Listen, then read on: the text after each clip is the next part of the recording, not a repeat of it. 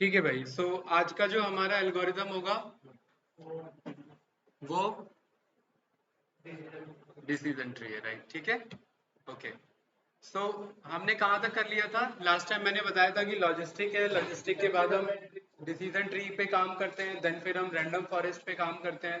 देखो, बीच में बहुत सारे एल्गोरिदम हम कर सकते हैं, ठीक है। उसके बाद फिर हमारे पास सपोर्ट वेक्टर मशीन से रिलेटेड आ जाते हैं। उसके बाद फिर हम के एन एन हो गया, के नियरेस्ट नेबर जो हमारा होता है, के मीन्स हमारा हो जाता है क्लस्टरिंग से रिलेटेड, राइट? देन फिर हमारे पास आ जाते हैं पर्टिकुलरली हाइपर पैरामीटर ट्यूनिंग। उसमें हम डिफरेंट डिफरेंट पैरामीटर्स जो होते हैं हर एक मॉडल के, अभी तो हम बेसिक कॉल कर लेते हैं, देन उसी में हाइपर पैरामीटर ट्यून करते हैं। फिर उसके बाद L1 L2 ये रेगुलराइजेशन आ जाता है हमारे पास कॉन्सेप्ट, जिसमें हमारे पास मॉडल अगर ओवरफिट हो गया है या अंडरफिट हो गया है तो उस चीज को कैसे हम रिजॉल्व कर सकते हैं। देन फिर प्रिंसिपल कंपोनेंट एनालिसिस हमारा हो जाता है, राइट? सो उन इन सारे एल्गोरिदम में, ठीक है, ये कहीं ना कहीं सारे डायरेक्टली इनडायरेक्टली रिलेटेड है हमारे एल्गोरिदम से। इनमें अगर अगर एक ऑप्टिमम लेवल का अगर कोई मेरा एल्गोरिदम है तो वो है मेरा डिसीजन ट्री, जो इन जनरली हम लाइफ में यूज करते हैं, ठीक है। डिसीजन ट्री ही आगे जाकर के एडवांस आपका एंसेंबल लर्निंग में, जिसमें आप मल्टीपल जितने भी एल्गोरिदम्स होते हैं उनको एक साथ यूज करते हैं सो दैट आप अपने मॉडल को बूस्ट कर सके। तो वहां पर एक्सजी, जो हमारा एक्सजी बूस्ट है, उन सारे टॉपिक्स के बारे में हम उसके अंदर में कवर करते हैं, ठीक है। सो डिसीजन किस चीज का? देखो, डाटा स्ट्रक्चर में जो बाइनरी ट्री है वो अलग है, राइट? ये डिसीजन ट्री अलग है। आप एक रेफरेंस ले सकते हो कि बाइनरी ट्री, मेरा बाइनरी ट्री सर्च क्या होता है। देखो, जैसे कि एक मैं पहले डेटा स्ट्रक्चर का एग्जांपल देता हूँ, फिर मैं इसे रिलेट कराता हूँ सो दैट अगर आपके माइंड में एग्जांपल है तो वो क्लियर भी हो जाए। जैसे मैंने आपको बोला, भाई मुझे पर्टिकुलर पेज नंबर जो है 129 ओपन करके दो। आपके पास बुक है, उसमें 1000 पेजेस है, ठीक है। तो भाई हितेश क्या करोगे आप? रैंडम पन्ना ओपन करोगे। रैंडम पन्ना आपने ओपन किया और आपने पाया 529, क्या करोगे उसके बाद? आगे या पीछे? पीछे की तरफ आएंगे। पीछे भी रैंडम ओपन करोगे और आपने पाया कि पेज नंबर खुल गया 200 या 300 के आसपास। देन हर एक आइट्रेशन में आप क्या चेक कर रहे हैं? हर एक आइट्रेशन में आप ये चेक करें कि मैं उससे ज्यादा निकल रहा हूँ जितनी मेरी डिमांड है, या उससे मैं कम निकल रहा हूँ। क्वेश्चन क्लियर है? मेरे पास एक रूट नोड है, उसके पास 2 लीफ नोड है मेरे पास। अगर ज्यादा निकल रहा हूं तो मुझे इधर जाना है, कम निकल रहा हूं तो मुझे लेफ्ट साइड में निकल रहा है। और ये सर्च बार बार होता रहेगा और एक आइट्रेशन ऐसा आएगा जहां पर आप अपने पर्टिकुलर जो रिक्वायरमेंट है वहां पर आप पहुंच जाएंगे, ठीक है। ये रिलेट करने के लिए आप समझ सकते थे। डिसीजन ट्री में क्या होता है कि आप जैसे लाइफ में डिसीजन लेते हैं, एक्चुअली उसी कंटेक्स्ट के रेफरेंस में इसे एल्गोरिदम में कन्वर्ट किया गया है। जैसे कि फॉर एग्जांपल, एक बेसिक इसका एग्जांपल है, आज हम मैच खेलने जाएंगे या आज इंडिया पाकिस्तान का मैच होगा सक्सेसफुली, उसके क्या क्या क्राइटेरिया है? सबसे पहले भाई आप वहां का ये वेदर चेक करोगे। वेदर अगर ठीक ठाक है तो उसके बेसिस पे आप डिसीजन ले सकते हो कि हाँ, मैच आगे प्रोसीड होगा। उसके बाद आपने प्लेयर चेक किए, प्लेयर अगर फिट है तो देन एक एक कंडीशन आपने इधर दे दी, एक कंडीशन इधर दे दी। उसके बाद दूसरे टीम का भी ऐसे ही चेक किया। देन उसके बाद आपने चेक किया कि फील्ड अगर ओके है। उसके बाद अगर ओके है तो ठीक है, हम मैच के लिए जाएंगे, और नहीं है तो फिर हम क्लोज कर देंगे। यानी कि मेरा जो लास्ट डिसीजन है वो कहीं ना कहीं डिराइव होता है मेरे प्राइमरी डिसीजन से। तो जो मेरा प्राइमरी ब्लॉक होता है जहां से मेरा क्वेश्चन स्टार्ट होता है उसे हम कहते हैं रूट नोड। ये एक्चुअली ट्री के कॉन्सेप्ट पे ही बना हुआ है, ट्री को जस्ट रिवर्स कर दिया गया। ट्री में नीचे रूट होता है, ऊपर लीफ होते हैं, राइट? यहाँ पर इसको रिवर्स कर दिया है, ऊपर रूट नोड होगा एंड नीचे उसके लीफ नोड होंगे। रूट नोड और लीफ नोड में क्या डिफरेंस है? रूट नोड आपका पहला क्वेश्चनिंग ब्लॉक है, ठीक है, जहां से आप पहला क्वेश्चनिंग स्टार्ट करते हैं। लीफ नोड आपके हैं डिसीजन देने का काम करते हैं, वो हमेशा बाइनरी होंगे, आइदर यस होगा और नो होगा। यानी कि जैसे कि फॉर एग्जांपल, आज अगर किसी पर्टिकुलर कंपनी का स्टॉक प्राइस अप जाना है या डाउन जाना है, उसका अगर एक डिसीजन ट्री बनाया जाए तो क्या हो सकता है? हमारे पास ये हो सकता है कि क्या आज उसका बोर्ड मीटिंग है? बोर्ड मीटिंग है, अगर है तो लास्ट टाइम क्या हर बार अभी तक अप रहा है? अगर अप रहा है तो इस बार भी अप जा सकता है। देखो, गलत हो सकते हैं, ये बात आपको पता है, एल्गोरिदम हमेशा पास डेटा पे काम कर रहा है। अनसर्टेनिटी और अनप्रिडिक्टेबिलिटी हमेशा रहेगी, लेकिन फिर भी आप एक्यूरेसी के बेस पे कह सकते हैं भाई अभी तक था तो आगे भी हो सकता है, राइट? देन आपने चेक किया कि उस पर्टिकुलर उसने प्रॉफिट किया या लॉस किया। अगर प्रॉफिट किया है तो देन चांसेस है आप जाए, लॉस किया तो डाउन की तरफ जा सकता है। तो सेम एज इट इज हमारा डिसीजन ट्री यहाँ पर वर्क करता है, राइट। अब होता क्या है कि पर्टिकुलरली यहाँ एक एग्जाम्पल को कंसिडर करते हैं और ये एल्गोरिदम जो हमारी सोच है उसे एल्गोरिदम में कैसे कन्वर्ट किया गया। उस पर्टिकुलर एल्गोरिदम को हम बोलते हैं ID3 एल्गोरिदम। बहुत पॉपुलर एल्गोरिदम है, इंटरव्यू में सबसे ज्यादा पूछे जाने वाला एल्गोरिदम है। सीधा बोल देते हैं ID3 के बारे में बताया जाए। ID3 नाम सुन के काफी फैसिनेटिंग लग रहा है, राइट। आइटरेटिव डाइको ऑप्टिमाइजर इसका प्रॉपर फुल फॉर्म होता है, आइटरेटिव डाइको ऑप्टिमाइजर, ठीक है। देखो आप लोगों ने बचपन में पढ़ा था मोनोकॉट्स डाइकोट्स, सीड के दो पार्ट होते हैं, याद होगा। मोनोकोट्स मतलब सिंगल सीड होता है, डाइकोट्स आपके डबल सीड होते हैं जो ब्रेक हो जाते हैं। तो यहाँ पर भी डाइको ऑप्टिमाइजर चल रहा है आपको, आइटरेटिव चल रहा है। इसमें क्या होता है कि हर डिसीजन को दो डिसीजन में डाइको यानी दो पार्ट में ब्रेक किया जाता है, और ऑप्टिमाइजर मीन्स उसमें से उस पार्ट को लिया जाता है जो बेस्ट होगा, ठीक है। यानी यस और नो में जो मेरा बेस्ट डिसीजन देगा उसको मैं ऑप्टिमाइज करते हुए चलूंगा। और ये आइटरेटिव अप्रोच है, इसीलिए इसे आइटरेटर के बेसिस पे बोला गया। ये कितने आपके लीफ नोड बनेंगे आपको नहीं पता है, जितने कंडीशंस होंगे उतने आपके लीफ नोड बनेंगे, इसलिए आइटरेटिव अप्रोच है, राइट। एक क्वेश्चन है आपका, बहुत बेसिक सा क्वेश्चन है भाई। पर्सन की एज 30 साल से कम है, ठीक है। पहला रूट नोड बना दिया गया, पूछा गया कि क्या पर्सन जंक फूड खाता है, पहला यस और दूसरा नो, राइट। तो ये हाँ नहीं नहीं ये लाइन, ठीक है। पहला यस और दूसरा नो, मतलब अगर इसकी एज 30 साल से कम है तो मैं इस वाले डायरेक्शन को फॉलो करूंगा, अगर इसकी एज 30 साल से ज्यादा है तो मैं इस वाले डायरेक्शन को फॉलो करूंगा। ये रूट नोड है, और ये मेरे पर्टिकुलरली ये जो है ये मेरे डिसीजन नोड है, राइट। और ये मेरे आगे कन्वर्ट हो जाते हैं लीफ नोड में। Root node, decision node, leaf node. Leaf node हमेशा यस और नो और मेजर जो आपको आंसर चाहिए उसमें हमेशा बात करेगा। अगर 30 साल से कम है किसी पर्सन की एज, देन मेरा सेकंड क्वेश्चन क्या होगा, क्या वो जंक फूड खाता है। अगर खाता है तो वो अनफिट है, ठीक है। अगर 30 साल से कम एज है और जंक फूड नहीं खाता है तो वो फिट है। लेकिन ये बात आपको पता है उस फिट होने और अनफिट होने के बहुत सारे क्राइटेरिया होते हैं, एक बेसिक क्राइटेरिया लिया गया, ठीक है। 30 साल से ज्यादा एज है। सेकंड क्वेश्चन, यहाँ पर पर्टिकुलरली क्या वो वर्कआउट जाता है, वर्कआउट करता है। अगर नहीं, भाई 30 साल से ज्यादा भी है तो भी क्या है वो अनफिट है। क्यों? क्योंकि वो वर्कआउट नहीं करता। अगर 30 साल से ज्यादा है और वर्कआउट करता है तो वो क्या है आपका फिट है। जैसे नो नहीं नहीं ये 30 साल से ज्यादा की है। देखो एज लेस देन 30, अब क्वेश्चन मार्क, जैसे नो एज लेस देन 30 एक कंडीशन है और क्वेश्चन मार्क है। यस मतलब एज बंदे की 30 से कम है, और यहाँ नो मतलब एज बंदे की 30 से ज्यादा है। ये वाला आप यही कह रहे हो ना, ये 30 से ज्यादा वाला है, ये वाला नहीं। क्वेश्चन क्वेश्चन नहीं क्लियर हुआ, आगे बढ़े, ठीक है भाई। चलिए, तो यहां पर ये पर्टिकुलरली आपने पाया कि भाई सिंपल वर्ड में डिसीजन ट्री हमारा क्या होता है भाई हितेश, स्ट्रक्चर होता है जिसमें डिफरेंट डिफरेंट नोड्स होते हैं। आप इन्हें रेक्टेंगुलर बॉक्सेस बोल लो, लेकिन इन जनरली टेक्निकल टर्म में इन्हें नोड्स बोला गया है, ठीक है। एंड ये कनेक्टेड होते हैं अपने अपकमिंग पर्टिकुलर डिसीजन नोड से। जहां यहां पर आप क्या करते हैं कि आपके पास जो डिफरेंट टेबल्स हैं, टेबल्स में जो डिफरेंट फीचर्स और एट्रीब्यूट्स हैं, क्या डिफरेंस है फीचर एंड एट्रीब्यूट्स में? कोई डिफरेंस नहीं है।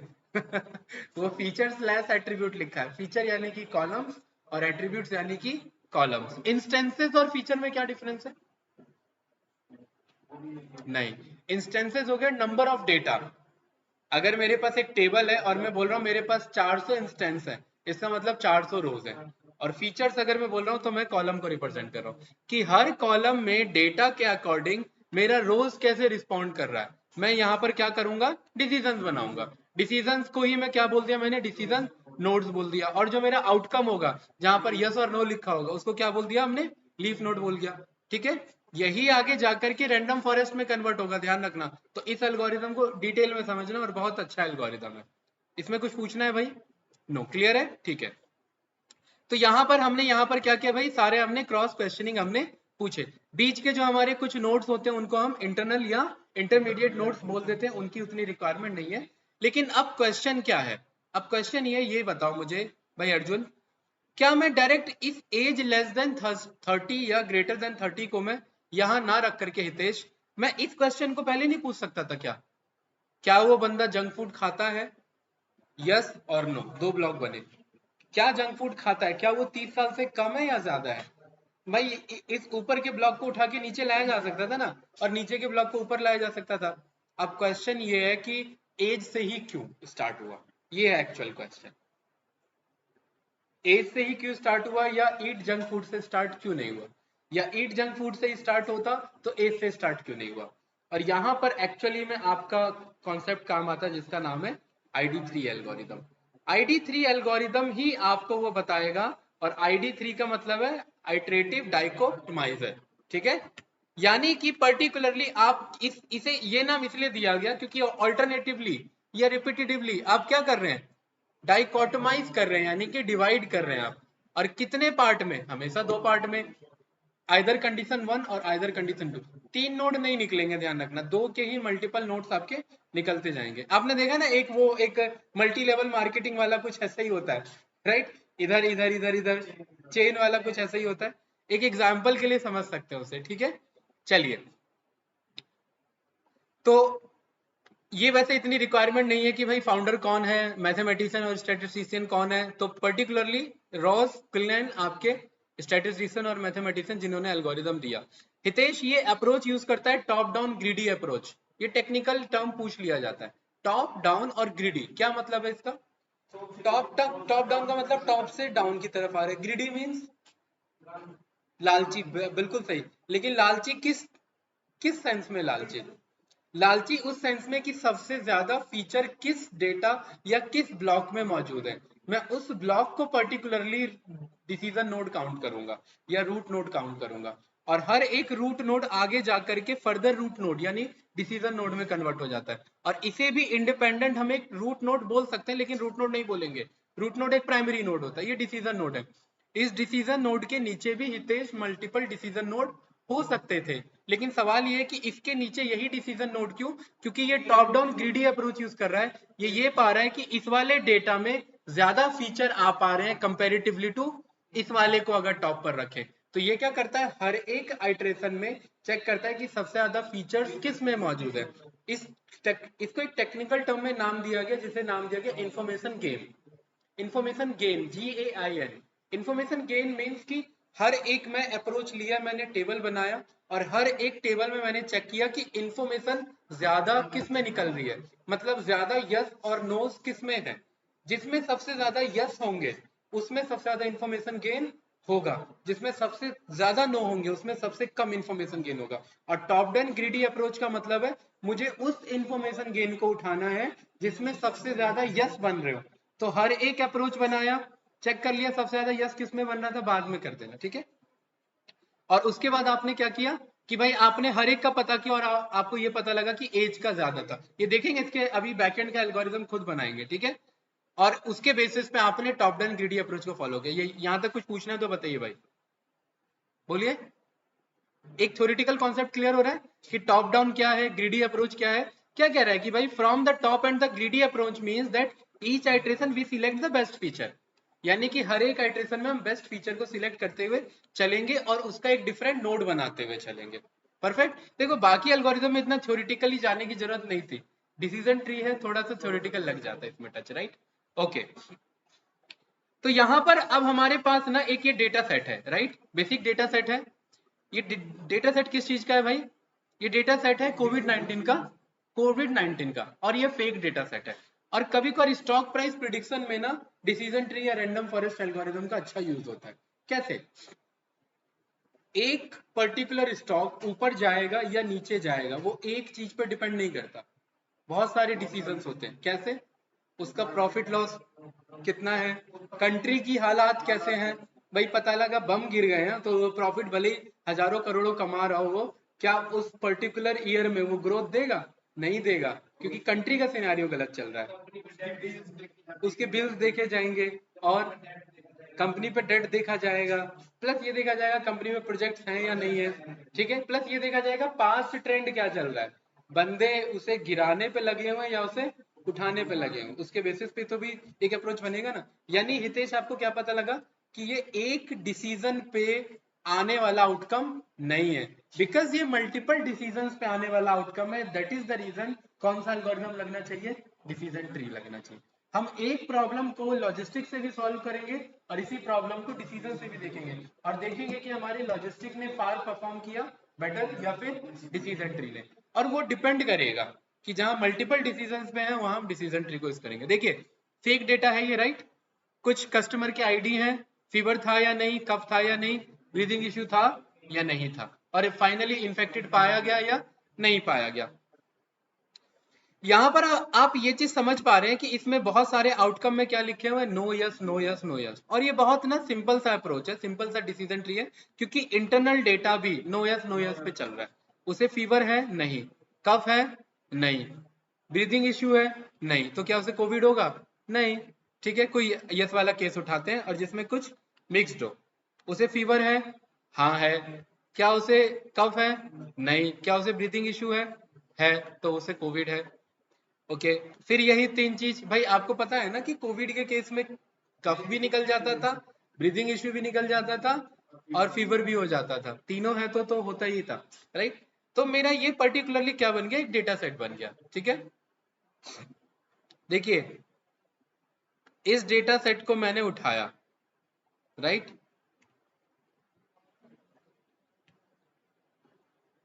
और यहां मैंने ट्रिपल कोट में पेस्ट किया। अब आप मुझे बताइए कि इस डेटा सेट को मैं डेटा फ्रेम में कैसे कन्वर्ट करूं। ये एक चैलेंज है।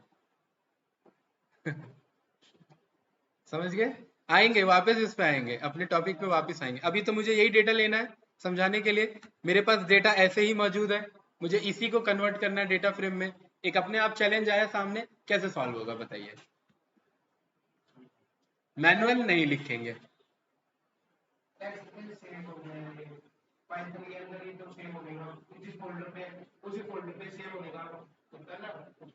स्ट्रिंग के कुछ मेथड्स हैं मेरे पास, कुछ जुगाड़ कर सकता हूं इसमें।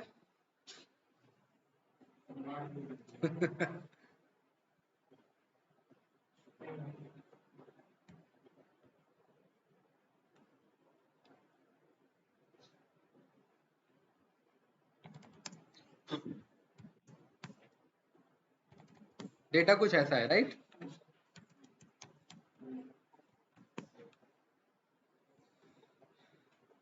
अगर इस डेटा को अगर मैं रिप्लेस कर दूं ब्लैंक से, तो ये बहुत सारी लाइन है मेरे पास, ये सब रिप्लेस हो जाएंगे। ठीक है, इसको करते हुए चलते हैं एक एक आइट्रेशन में। हम भी टॉप डाउन ग्रीडी अप्रोच लेके चलते हैं, बेस्ट करते हुए चलते हैं। ठीक है, data is equals to data dot replace. ना ना ना ना, नहीं उठाएगा। अगर एक्सेल में आप इसे पेस्ट करते हो, नहीं टेक्स्ट से रीड नहीं होगा ना। CSV means comma separated values, ना यहाँ कहीं कॉमा लगा हुआ है और बहुत सारे प्लस और माइनस के सिंबल्स हैं, आपका डेटा कंफ्यूज हो जाएगा। अगर आप इसे नॉर्मली ऐसे पेस्ट करते, ये चैलेंज आता है यहाँ पर। चलिए, आपने इस चैलेंज को इस तरीके से रिजॉल्व किया। आपने कहा कि मैं पेस्ट करूंगा और यहाँ पर मेरे पास ट्रांसपोज का ऑप्शन आ रहा है, नहीं वो तो जब यहाँ से कॉपी करते तब आता है, वो भी अब अगेन चैलेंज बन गया। इसे हटाया हमने, यहाँ पर हमने बोला डेटा डॉट रिप्लेस करो। भाई हितेश, बहुत सारे मेरे पास यहाँ प्लस और माइनस है, क्या उसको छोड़ के और कहीं प्लस और माइनस है इस डेटा में? नहीं, मैं कह रहा हूं जहां पर भी प्लस मिल रहा है उसको रिप्लेस कर लेना ब्लैंक से। ठीक है, डॉट रिप्लेस कर लेना फिर से जहां माइनस मिल रहा है उसको भी ब्लैंक से। ठीक है, कुछ डेटा को जरा प्रिंट करके दिखाओ, कुछ बात बनी, कुछ तो बात बनी है, राइट। ठीक है, अब आपको पता है कि ये पर्टिकुलरली कुछ इस तरीके से है हमारे पास, राइट। अब ये मेरे को, ये जो मेरा फर्स्ट आइट्रेशन है, इन सबको मैं किससे ये रिप्लेस करा सकता हूँ वापिस से, कॉमा से। मैं कह रहा हूँ इसी डेटा को रिप्लेस कॉमा से करा देंगे, डायरेक्ट कॉमा सेपरेटेड वैल्यूज बन जाएगा, है ना। ये जो वर्टिकल बार है इसे रिप्लेस करा दो इससे। ठीक है, तो कुछ इस तरीके का बन गया मेरा। हर एक डेटा में मेरा कुछ इस तरीके का बन गया, राइट। और अब एक यहाँ पर आप बात देखिए, यहाँ पर पहला डेटा कॉमा भी आ रहा है, ठीक है, उसे फिलहाल इग्नोर करो। अब इस चीज को समझो, ये कैसे हमें वर्क करना है। इंपोर्ट अगर आप करोगे पांडास को, ये मैंने तब दिया था एक कैंडिडेट को अप्रोच जब वो लीड कोड के प्रॉब्लम सॉल्व कर रहा था, ठीक है। और लीड कोड में कुछ ऐसे डेटा सेट ना ऐसे ही आ जाते हैं, आपने अगर कभी ध्यान से देखा होगा तो कुछ इस तरीके से डेटा सेट वो दे देता है सामने में। अब वो बंदा कंफर्टेबल था जुपिटर नोटबुक में कोड करने में। अब डेटा सेट मैन्युअली उठाए लिखे, SQL सर्वर के प्रॉब्लम सॉल्व कर रहा है, डेटा होंगे बहुत सारे, उठाएगा लिखेगा तो दिक्कत होगा। तो एक फंक्शन बनाना था उसके लिए, राइट, जो पर्टिकुलरली डेटा ले, पिक करे और data frame they they direct, so that उसको फिर डायरेक्टली अपना इजी एक वर्क बन जाए। क्लियर है। पांडास पीडी में अगर आप डायरेक्टली बोलोगे pd dot read underscore CSV, तो क्या अर्जुन ये मेरा CSV फाइल है अभी? नहीं, ये तो टेक्स्ट डेटा है ना भाई, CSV कैसे बनेगा ये? आप फाइल हैंडलिंग का यूज करके इसे क्या कराइए, CSV में राइट करवाइए कि भाई ये सारा डेटा है, इस सारे डेटा को क्या करो, CSV में राइट करते हो। चलो, यही एक अप्रोच है मेरे पास। चलिए, यहां पर आपने बोला विद ओपन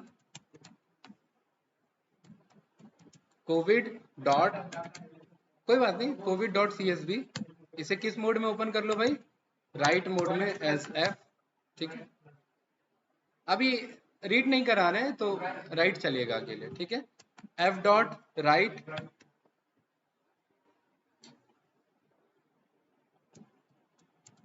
और राइट में क्या, डेटा, ठीक है।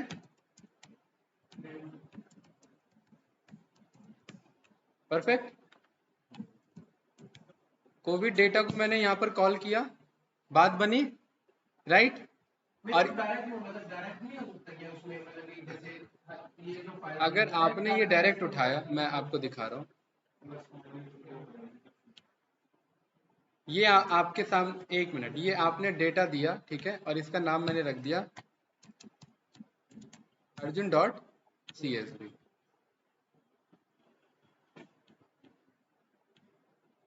pd dot read underscore CSV,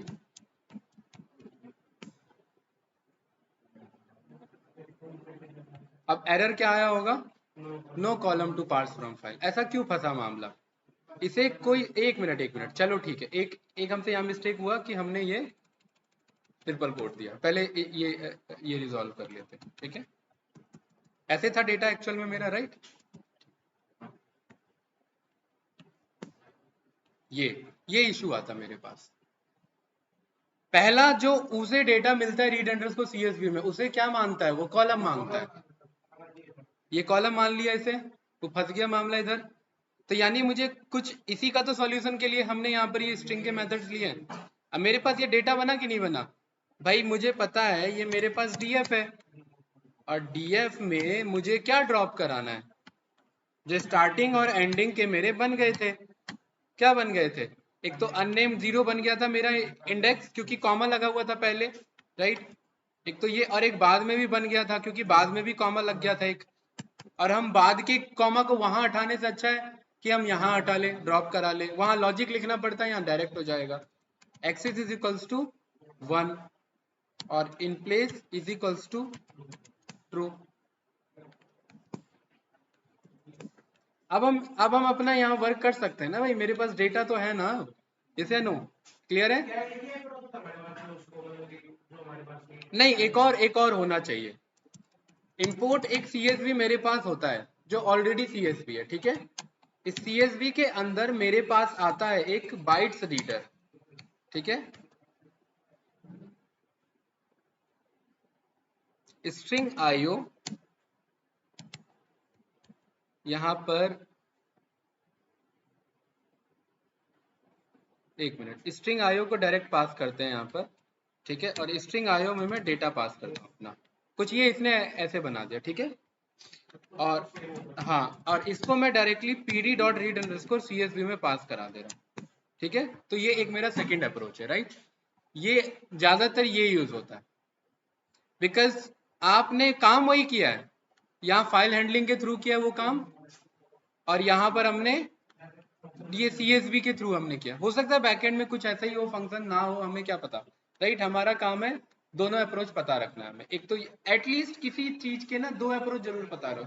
interviewer पूछ लेता है राइट, यहाँ मामला फंस जाता है। आगे तो पता ही है फिर क्या करना है हमें, क्लियर है भाई? ठीक है। सो डेटा मेरे पास है। अब अप्रोच था मेरा टॉप डाउन ग्रीडी अप्रोच। तो यहाँ पर मुझे ये पता करना है लास्ट में मेरे आउटकम्स कहाँ पर हैं। मतलब टोटल मेरे यस कितने हैं, टोटल मेरे नो कितने हैं। तो यहाँ पर आपने कुछ बेसिक सा डिटेल लिखा हुआ है, राइट। कॉलम क्या कर रहे हैं क्या नहीं कर रहे हैं उन सबको इग्नोर करो। हमारा क्या पर्पस है भाई, कि बेस्ट फीचर फाइंड आउट करना हर एक स्टेट में, हर एक स्टेप्स में। और इसके लिए हम क्या करेंगे, particularly information gain. Information gain एक मैंने टर्म अभी बताया, क्या बोलते हैं उसे, कि हर एक आइट्रेशन में कितना इंफॉर्मेशन मिल रहा है मुझे, कितने यस हैं और कितने नो हैं। और ध्यान रखना कि जितने ज्यादा नंबर ऑफ यस होंगे मेरे, जैसे ये मेरा डेटा है, यहाँ लिखा है यस यस यस नो और नो, और यहाँ पर कोई भी एक टेम्पररी डेटा था उसे इग्नोर करो। तो इस पूरे डेटा सेट में कितना इंफॉर्मेशन गेन है, 5 कहां से, 3 है। यस यस, खाली यस चेक होगा, क्लियर है। और इसी को पर्टिकुलरली एक टर्म नाम दे दिया गया एंट्रोपी। क्या नाम दे दिया गया, एंट्रोपी बताता है रैंडमनेस ऑफ योर डेटा। आपके डेटा में रैंडमनेस कितना ज्यादा है। डेटा में बहुत ज्यादा रैंडमनेस है तो आपके डेटा का इंफॉर्मेशन गेन सबसे कम होगा। डेटा में रैंडमनेस जितना कम होगा डेटा का इंफॉर्मेशन गेन उतना बढ़ेगा। हितेश, ये कॉन्सेप्ट क्लियर है? कैसे रैंडमनेस मींस आपको पता ही नहीं लग रहा है यस कितने नो कितने। भाई यस नो के अलावा भी बहुत सारे वैल्यूज हैं, रैंडमनेस बढ़ गया डेटा का, एंट्रोपी बढ़ गया। रैंडमनेस बढ़ना, एंट्रोपी बढ़ना। तो आपका मेजर फोकस होता है कि कहां पर कम एंट्रोपी है, ठीक है। तो यहां पर आपने चेक किया कि भाई यहां पर टोटल ओवरऑल 3 है आपके पास और 2 आपके नो वैल्यू। तो इन्फॉर्मेशन गेन मेरा इसमें ज्यादा मिला या इस वाले में ज्यादा था, बताओ भाई। इसमें ज्यादा है या इसमें ज्यादा है, इसमें। अरे इन्फॉर्मेशन गेन किसमें ज्यादा है भाई, इसमें मत बताओ यार, लेफ्ट और राइट बताओ ये वाला ना। हाँ, क्योंकि आप इसे कर रहे हो ना तो मेरे लिए वो राइट पड़ रहा है इधर से, समझे, इसलिए मुझे ये लग रहा है बार बार। ठीक, नहीं सेम कहाँ है, देखो एक है ना, नहीं नहीं एंट्रोपी में ये चेक करना है ना हमें कि नंबर ऑफ यस कितने हैं हमारे। यही यही बताता है ये भी, रेंडमनेस ज्यादा बढ़ेगा इसका मतलब पर्टिकुलरली आपका यस कम हो रहा है, नो के वैल्यू ज्यादा बढ़ रहे हैं, ठीक है। एट द एंड आप एंट्रोपी रेंडमनेस को रिप्रेजेंट कर रहा है और इन्फॉर्मेशन गेन नंबर ऑफ यसेस को बता रहा है। आप एंट्रोपी को बोलो या इन्फॉर्मेशन गेन को बोलो, आपको पिक एक ही वर्ड को करना है, गेन बोलो या इन्फॉर्मेशन गेन बोलो, कि टोटल एक्चुअली उस डेटा सेट से कितना गेन आपको आ पा रहा है। और जितना गेन जिस आइट्रेशन में आ रहा है आप उसको रूट नोड पिक करेंगे, सबसे ज्यादा जो आ रहा है, ठीक है। हाँ, नहीं नहीं सबसे पहला, पहला नोड, हाँ वो रूट नोड है क्योंकि उसका इंफॉर्मेशन गेन सबसे ज्यादा होगा। हाँ वो भी एक डिसीजन नोड है और वो भी निकाला जाता है इंफॉर्मेशन गेन पे, क्योंकि उसके नीचे भी और डिसीजन नोड्स हो सकते थे, जैसे नो। तो उनमें नीचे वाला नीचे रहता है या ऊपर वाला ऊपर रहता है, इसके पीछे एक प्रूफ होना चाहिए ना। तो प्रूफ यही था कि ऊपर वाला ऊपर इसीलिए क्योंकि इसका इंफॉर्मेशन गेन ज्यादा है। तो यही कह रहा है इंफॉर्मेशन गेन चेक करता है रिडक्शन इन द एंट्रोपी। अभी बोला एंट्रोपी कम होगा इंफॉर्मेशन गेन बढ़ेगा, एंट्रोपी बढ़ेगा इंफॉर्मेशन गेन कम होगा। यानी कि how well a given feature separates और क्लासिफाई द टारगेट क्लासेस, मतलब यही है कि ओवरऑल यसेस और नोस कितने आ रहे हैं। भाई जितने ज्यादा यसेस, अगर एक डेटा में पूरा ही यस भरा हुआ है इसका मतलब इंफॉर्मेशन गेन कितना है उसका, तो वो सबसे ज्यादा यूज होगा, इसीलिए वही यूज होता ही है। The feature with the highest information gain selected as the best one, इसलिए टॉप डाउन ग्रेडी अप्रोच को फॉलो कर रहा है। इसका देखेंगे कि पर्टिकुलरली ये हमारा फॉर्मूला क्या चलता है इसका, राइट। एंट्रोपी मुझे बताएगा कि measure of disorder and entropy of a data set is measure of disorder in the target feature of the data. कि ऑर्डर कितना डिसऑर्डर्ड के फॉर्म में रखा हुआ है। मतलब एक होता है सारे yes yes yes yes yes yes सारे मौजूद है, हाई इंफॉर्मेशन गेन आपका पर्टिकुलरली लो एंट्रोपी। लो एंट्रोपी मीन्स क्योंकि मिक्स डेटा सेट नहीं है, एक ही इंफॉर्मेशन मिल रहा है तो हाई इंफॉर्मेशन गेन। एंट्रोपी बढ़ा मतलब मिक्स्ड, बहुत सारे यसेस और नोज चल रहे हैं। एक तो है बहुत सारे यसेस एक साथ हैं और बहुत सारे नोज एक साथ हैं, तो उसमें भी डेटा में एंट्रोपी फिर भी एक्सेप्टेबल है, लेकिन यस नोज मिक्स चल रहे हैं, उसका एंट्रोपी बढ़ गया, तो इन्फॉर्मेशन गेन क्या हो गया, कम हो गया। ठीक है, तो अगर मेरे पास बाइनरी क्लासिफिकेशन है, मतलब एक ही रूट नोड आया और दूसरे दो दो डायरेक्ट मेरे लीफ नोड आया और कहानी खत्म। मतलब क्या बंदे ने फीस दी कोर्स करेगा नहीं नहीं, कहानी उसके आगे कुछ नहीं है। क्लियर है भाई, ये मेरा क्या हो जाता है, बाइनरी क्लासिफिकेशन। और हर डिसीजन नोड आगे जाकर के लीफ नोड में एक्चुअल में बाइनरी क्लासिफिकेशन ही कर रहा है। जैसे नो, ठीक है, तो लास्ट में क्या होगा, या तो 1 होगा या तो आपका 0 होगा। ठीक है, 0 होगा या तो 1 होगा आपका। ठीक है, सो हमने, और ये इन जनरल फॉर्मूला है, याद रखना, ये थ्योरेटिकल में इसलिए लेकर के जा रहा हूं क्योंकि वन एंड ओनली ये पूछ लिया जाता है भाई, क्योंकि इसी के बेसिस पे आपका क्या बना है, रैंडम फॉरेस्ट बना है। लॉजिस्टिक का पता ही है, एस का मैथमेटिकल अप्रोच ले रहा है, इसका आपका लीनियर का y = 7+6। तो जब हर एक एल्गोरिथम का मैथ्स देखते हुए चल रहे हैं तो इसका भी पता होना चाहिए ना। तो यहाँ पर क्या कॉन्सेप्ट चलता है, एंट्रोपी का कॉन्सेप्ट। बहुत सिंपल सा फॉर्मूला है, कंफ्यूज मत होना। ये पाई पाई वैल्यू को रिप्रेजेंट नहीं कर रहा है, ये आइट्रेशन का आई है, और पी प्रोबेबिलिटी को रिप्रेजेंट कर रहा है। ठीक है, सिग्मा यानी कि पूरा समेशन चलेगा, और यहाँ पर लॉग बेस 2 लेकर के ही आप सॉल्व करेंगे। मुझे कोई भी बताए लॉग बेस 2 क्यों। हाँ बहुत बढ़िया, लॉग बेस 2 इसीलिए क्योंकि मेरे पास दो ही फाइनल कंडीशन बनते हैं, यस और नो के बेसिस पे। भाई बाइनरी को जब आप इंटीजर को भी बाइनरी में कन्वर्ट कर देते तो बेस 2 लेकर के ही सॉल्व करते थे उसे। ठीक है, तो यहाँ पर ये भाई हितेश कॉलन आई रिप्रेजेंट क्या कर रहा है, ये रिप्रेजेंट कर रहा है कि ये समीशन तब तक चलता रहे जितने आइट्रेशन हैं, नंबर ऑफ आइट्रेशन। यानी कि अगर एक ही डेटा है तो बस एक ही फॉर्मूला, दो डेटा है तो पहला फॉर्मूला माइनस इसी के बगल में दूसरा फॉर्मूला, तीन डेटा है तो पहला माइनस दूसरा माइनस तीसरा, चार डेटा है पहला माइनस दूसरा माइनस तीसरा माइनस चौथा, और ये माइनस के बेसिस पे ही फॉर्मूला मेरा कैलकुलेट चलता रहेगा। माइनस इसलिए क्योंकि मुझे एंट्रोपी गेन को कम से कम रखना है, कम एंट्रोपी रहेगा तो इंफॉर्मेशन गेन हाई रहेगा, हाई एंट्रोपी रहेगा इंफॉर्मेशन गेन कम हो जाएगा। क्लियर है, ठीक है। सो P आपका क्या रिप्रेजेंट कर रहा है, प्रोबेबिलिटी। ठीक है, इसको देखेंगे यहाँ पर अभी हमारा क्या रिप्रेजेंट कर रहा है, बेसिक सा है कि मैं जिस भी क्लास की बात कर रहा हूँ, जो भी मुझे प्रिडिक्ट करना है, उसमें यस और नो का क्या प्रोबेबिलिटी है। ध्यान से देखना, n is the total number of classes in the target column, और यस और नो का क्या मेरा प्रोबेबिलिटी है। वापिस अपने डेटा सेट पे आइए, इस पूरे डेटा में यस और नो कितने टोटल, टारगेट वाले में यस कितने, देखो गिनने से अच्छा हम फॉर्मूला ले लेंगे, क्या ले लेंगे, डीएफ ऑफ इन्फेक्टेड, कॉल क्यों नहीं हुआ भाई, ये इसमें स्पेस लगा है क्या, लेट मी चेक।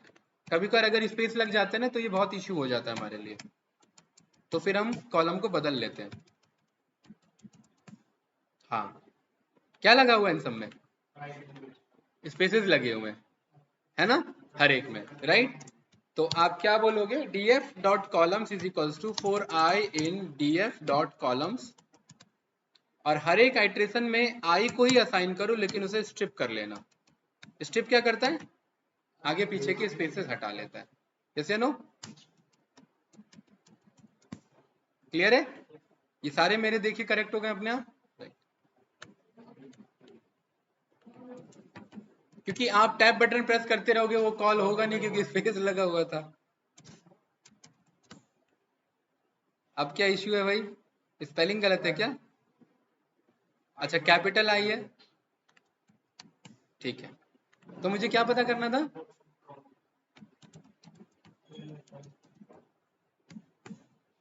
कितने हैं मेरे यस, नो कितने हैं 6, टोटल डेटा सेट कितना है 14, इंफॉर्मेशन के ये पहला एंट्रोपी क्या बना मेरा 8/14, प्रोबेबिलिटी था ना, प्रोबेबिलिटी बोल रहा था ना, प्रोबेबिलिटी ऑफ यस।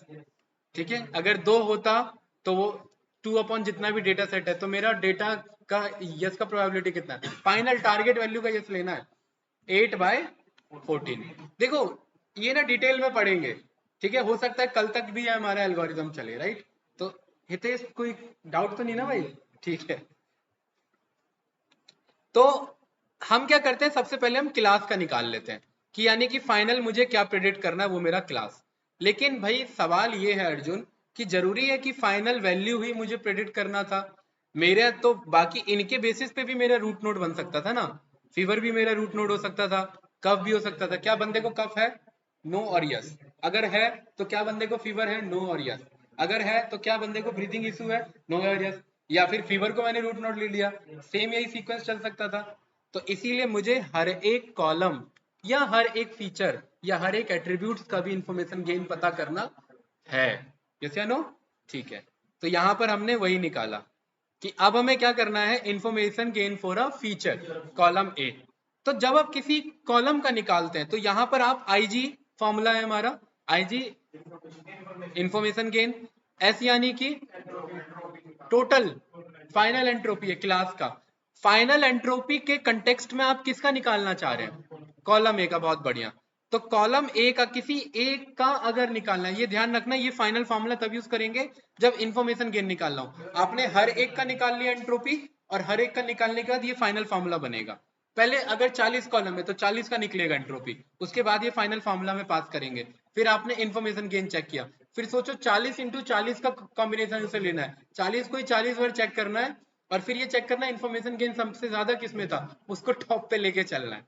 तो आइट्रेशन बहुत ज्यादा है इसमें। एंट्रोपी ऑफ एस यानी कि ये टोटल फाइनल क्लास को शो कर रहा है, उसका एंट्रोपी कितना है, हमारा कितना है 8/14। और अभी सॉल्व नहीं किया, ये तो जस्ट प्रोबेबिलिटी है। 8/14 मल्टीप्लाई होगा हमारा लॉग बेस टू द ई 8/14। वो जब सॉल्व होगा देन उसके बेसिस पे मेरा आंसर आएगा। क्लियर है?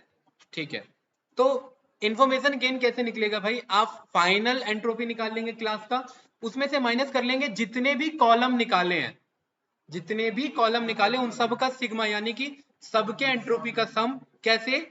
उनका प्रोबेबिलिटी मल्टीप्लाई उनका entropy. S V upon S का मतलब यह है कि पर्टिकुलरली आपका कॉलम का क्या चल रहा था entropy, divided by actual class का क्या एंट्रोपी था। कॉलम का एंट्रोपी मतलब कैसे भाई, कि हर एक फीचर में कितने यस और कितने नो है, तो वो कॉलम का एंट्रोपी हो गया, डिवाइडेड बाय टोटल एंट्रोपी यानी कि पूरे क्लास का एंट्रोपी, और मल्टीप्लाई फिर ये कॉलम का एंट्रोपी, और ऐसे जितने कॉलम्स है उन सब का सम लेके चलना है। देखिए हमारा काम है मॉडल कॉल करना, और वो बना करके हमें सब कुछ दे देगा, लेकिन अंडर द हुड चल क्या रहा है, वो कर क्या रहा है, वो समझ रहे हैं हम। ये क्लियर है ना? ठीक है, इसका अगर 80% भी रिटेन रखते या 50 भी रिटेन करते हो इंटरव्यू तक काफी है, निकाल लोगे। ठीक है, तो एस वी हमारा क्या रिप्रेजेंट कर रहा है, फीचर के अलोंग मेरा एंट्रोपी। ठीक है, यानी कि फीचर ऑफ कॉलम ए, और वी हम, हाँ is the set of rows in S ना, मतलब टोटल मेरा एस जो है, टोटल मेरा ये है, नहीं टोटल मेरा एस ये है, ये वाला। ठीक है, अब इसमें मान लेते हैं मैंने फीवर को पिक किया, तो फीवर में कितने यस हैं, फीवर में कितने नो हैं, मुझे वो लेके चलना है। कैसे? DF of fever, capital F है क्या, पिक क्यों नहीं कर रहा है फिर ये, कुछ कैपिटल है। ठीक है, राइट, कोइंसिडेंस है उसे इग्नोर करना, 8/6 8/6। ठीक है, सेम ऐसे ही मुझे किसका लेना है,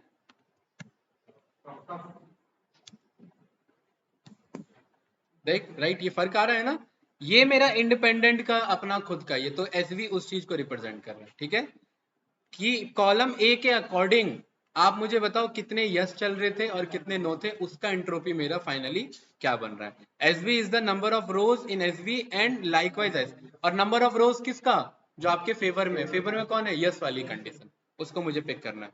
तो ये क्या करेगा, हर एक आइट्रेशन में इंफॉर्मेशन गेन चेक करेगा सारे फीचर का। ठीक है, सारे रोज का चेक करेगा, उनको स्प्लिट करेगा, और उसमें से ये फीचर को एक्सट्रैक्ट करेगा, और हर एक का इंफॉर्मेशन गेन चेक करेगा। ठीक है, फिर डिसीजन नोड बनाएगा किसका, जिसका सबसे ज्यादा इंफॉर्मेशन गेन होगा, if all rows belong to the same class make the current node as leaf node. अब होता क्या है, ये क्या कहना चाह रहा है, आपने डिसीजन ट्री बनाया, रूट नोड लिया, रूट नोड में 3 आपके डिसीजन नोड निकले, और डिसीजन नोड में एक नोड ऐसा निकल गया जो डायरेक्ट लीफ नोड है। क्वेश्चन क्लियर है क्या? हाँ, बाइनरी था डायरेक्ट। एक तीसरा भी बन गया इसमें, तीसरे में डायरेक्टली लीफ नोड ही आ गया। कहने का मतलब ये है कि भाई मेरे पास 3 कंडीशन है, कोर्सेस मतलब फीस, जिन्होंने दिया, जिन्होंने नहीं दिया, और तीसरा वो जो ये आपके स्कॉलरशिप या स्पॉन्सर्ड वाले बंदे हैं, उनका डायरेक्ट, उनसे पूछना ही नहीं है फीस दिया है नहीं दिया, उनका डायरेक्ट डायरेक्ट रहेगा। तो वो क्योंकि डायरेक्ट लीफ नोड पे आ गया, क्यों? क्योंकि उसने कुछ डिसीजन डायरेक्ट दे दिया भाई, उसके अगेन फर्दर क्वेश्चंस नहीं है, उसका डायरेक्ट आंसर है। तो वो यही बता रहा है कि अगर किसी डिसीजन नोड, ये वाला, अगर किसी डिसीजन नोड में एक कोई ऐसा रो निकलता है जिसमें खाली यस ही है, यानी कोई ऐसा कॉलम निकलता है जिसमें खाली यस होता, तो भाई डायरेक्ट फिर पूछने की क्या जरूरत है? थोड़ा थोड़ा सा सोचो इस चीज को। एक ऐसा कॉलम जिसमें सारे यस हैं, और उन सारे यस होने पे बंदे को कोविड होता है, तो फिर हम वही कॉलम पूछेंगे ना उससे कि भाई क्या आपके ब्लड में इन्फेक्शन है? वो कह रहा है हाँ, तो आपको कोविड है। वो डायरेक्ट डिसीजन आ रहा है ना मेरा, तो वो उस पर्टिकुलर उस कॉलम को यहाँ पर रिप्रेजेंट कर रहा है। क्लियर है? ठीक है। और ये क्या होता रहेगा, ये हमारा रिपीट होता रहेगा जब तक हम सारे फीचर के साथ ये प्रोसीजर ना कर ले। तो हमने यहाँ पर अपने ही डेटा सेट पे, ये जो हमारे पास डेटा सेट है, इसी के ऊपर हम ये अप्लाई कर रहे हैं। क्लियर है भाई? ठीक है। क्या हमने भी यही निकाला? टोटल हमारे पास 14 रोज हैं, 8 6 14, ये रहा राइट। इन्फेक्टेड में उसमें हमने क्या पाया, क्या कि 8 हमारे यस हैं और 6 हमारे नो हैं। सही है भाई। एंट्रोपी कैसे निकलेगा हितेश? प्रोबेबिलिटी ऑफ आई यानी कि क्लास, ठीक है, मल्टीप्लाई लॉग वैल्यू उसी का, यानी कि लॉग बेस टू 8/14। अब ध्यान से देखना, अगर यहां पर ये तो था यस के बेसिस पे, और ये सेम फॉर्मूला कुछ भी अलग नहीं है नो के बेसिस पे, भाई ओवरऑल एंट्रोपी कैसे पता लगेगा? दोनों चेक करोगे ना, यस कैसे मौजूद है और नो कैसे मौजूद है। क्या इस फॉर्मूले में कोई कंफ्यूजन? बेसिक सा फॉर्मूला बताइए, दोबारा देखिए इस फॉर्मूले को। समीशन चल रहा है, यानी कि माइनस माइनस माइनस माइनस, जितना इटरेशन रहेंगे उतने इसके समीशन, यानी कि सिग्मा चलता रहेगा। Probability of yes multiply log value of yes, probability of no multiply log value of no, बस बेस टू पावर ई लेके चलना, बेस टू दी ई लेके चलना। हाँ, ये पूरे क्लास की निकलेगी, ये पूरे क्लास की, इसलिए ये कैपिटल एस से रिप्रेजेंट होता है। कैपिटल एस अगर फीवर की होती तो वो एस ऑफ फीवर लिखा होता, S of fever means entropy of fever column. Clear है भाई तेज? ठीक है। इस वाले फॉर्मूला में कोई डाउट? तो मेरा कितना एंट्रोपी निकला? 0.99। भाई if all the values in our target column, ध्यान से देखना, बहुत बड़ा स्टेटमेंट है। If all the values in our target column, अगर टारगेट कॉलम में सारे values are same entropy, are the same, अगर सेम है, भाई टारगेट ऐसा है कि सब यस ही भरा हुआ है, तो बंदे को कुछ भी हो एट द एंड होना क्या, उसे कोविड ही होना है। मतलब आप इनपुट में कुछ भी डेटा लो, आप इनपुट में कुछ भी, हाँ बिल्कुल, सोचो क्यों, आप इनपुट में कुछ भी डेटा लो, आउटपुट में आप बता रहे हो उसे कोविड ही है, मतलब बंदा हॉस्पिटल आया कि उसे एडमिट कर लिया, पूछा पूछा कुछ नहीं आया, मतलब उसे कोविड होगा। तो उस केस में क्या कह रहा है, entropy will be zero, meaning it has no और जीरो रैंडमनेस। रैंडमनेस है ही नहीं, क्यों? रैंडमनेस मीन्स जितने ज्यादा नो बढ़ते हैं उतने ज्यादा रैंडमनेस बढ़ता है, नो है ही नहीं, रैंडमनेस है ही नहीं, zero randomness zero entropy, one randomness 100% entropy. Clear है? और एंट्रोपी मेरा इधर क्लोज टू 100 है, क्यों? क्योंकि भाई 8 यस वैल्यू है तो 6 नो वैल्यू भी है, इसलिए एंट्रोपी ज्यादा है। क्लियर है? ओके। अब इंडिविजुअल का कैलकुलेट हो रहा है मेरा, राइट? ठीक है। थोड़ा सा थ्योरेटिकल है इसमें, राइट? क्योंकि ना इसका एल्गोरिदम 2 मिनट का काम है बस। मॉडल कॉल करेंगे, डिसीजन ट्री फिट करेंगे, X train Y train, score check करेंगे, कहानी खत्म, उसमें कुछ नहीं रखा है। कॉन्सेप्ट उसके उसके पीछे का ही समझना है सारा खेला। तो 2 मिनट लगेगा कोड राइट करने, उसमें टाइम नहीं लगना। तो हाँ, बस वो या तो आप एक क्लास ही ऐसा बना लो, उसको डेटा दो अपने आप, वो सब पे रन करके चेक कर लेते हैं, क्योंकि एक ही काम करना है। ठीक है, तो कल को करेंगे ये काम। हमने क्या किया भाई हितेश यहाँ पर, हाँ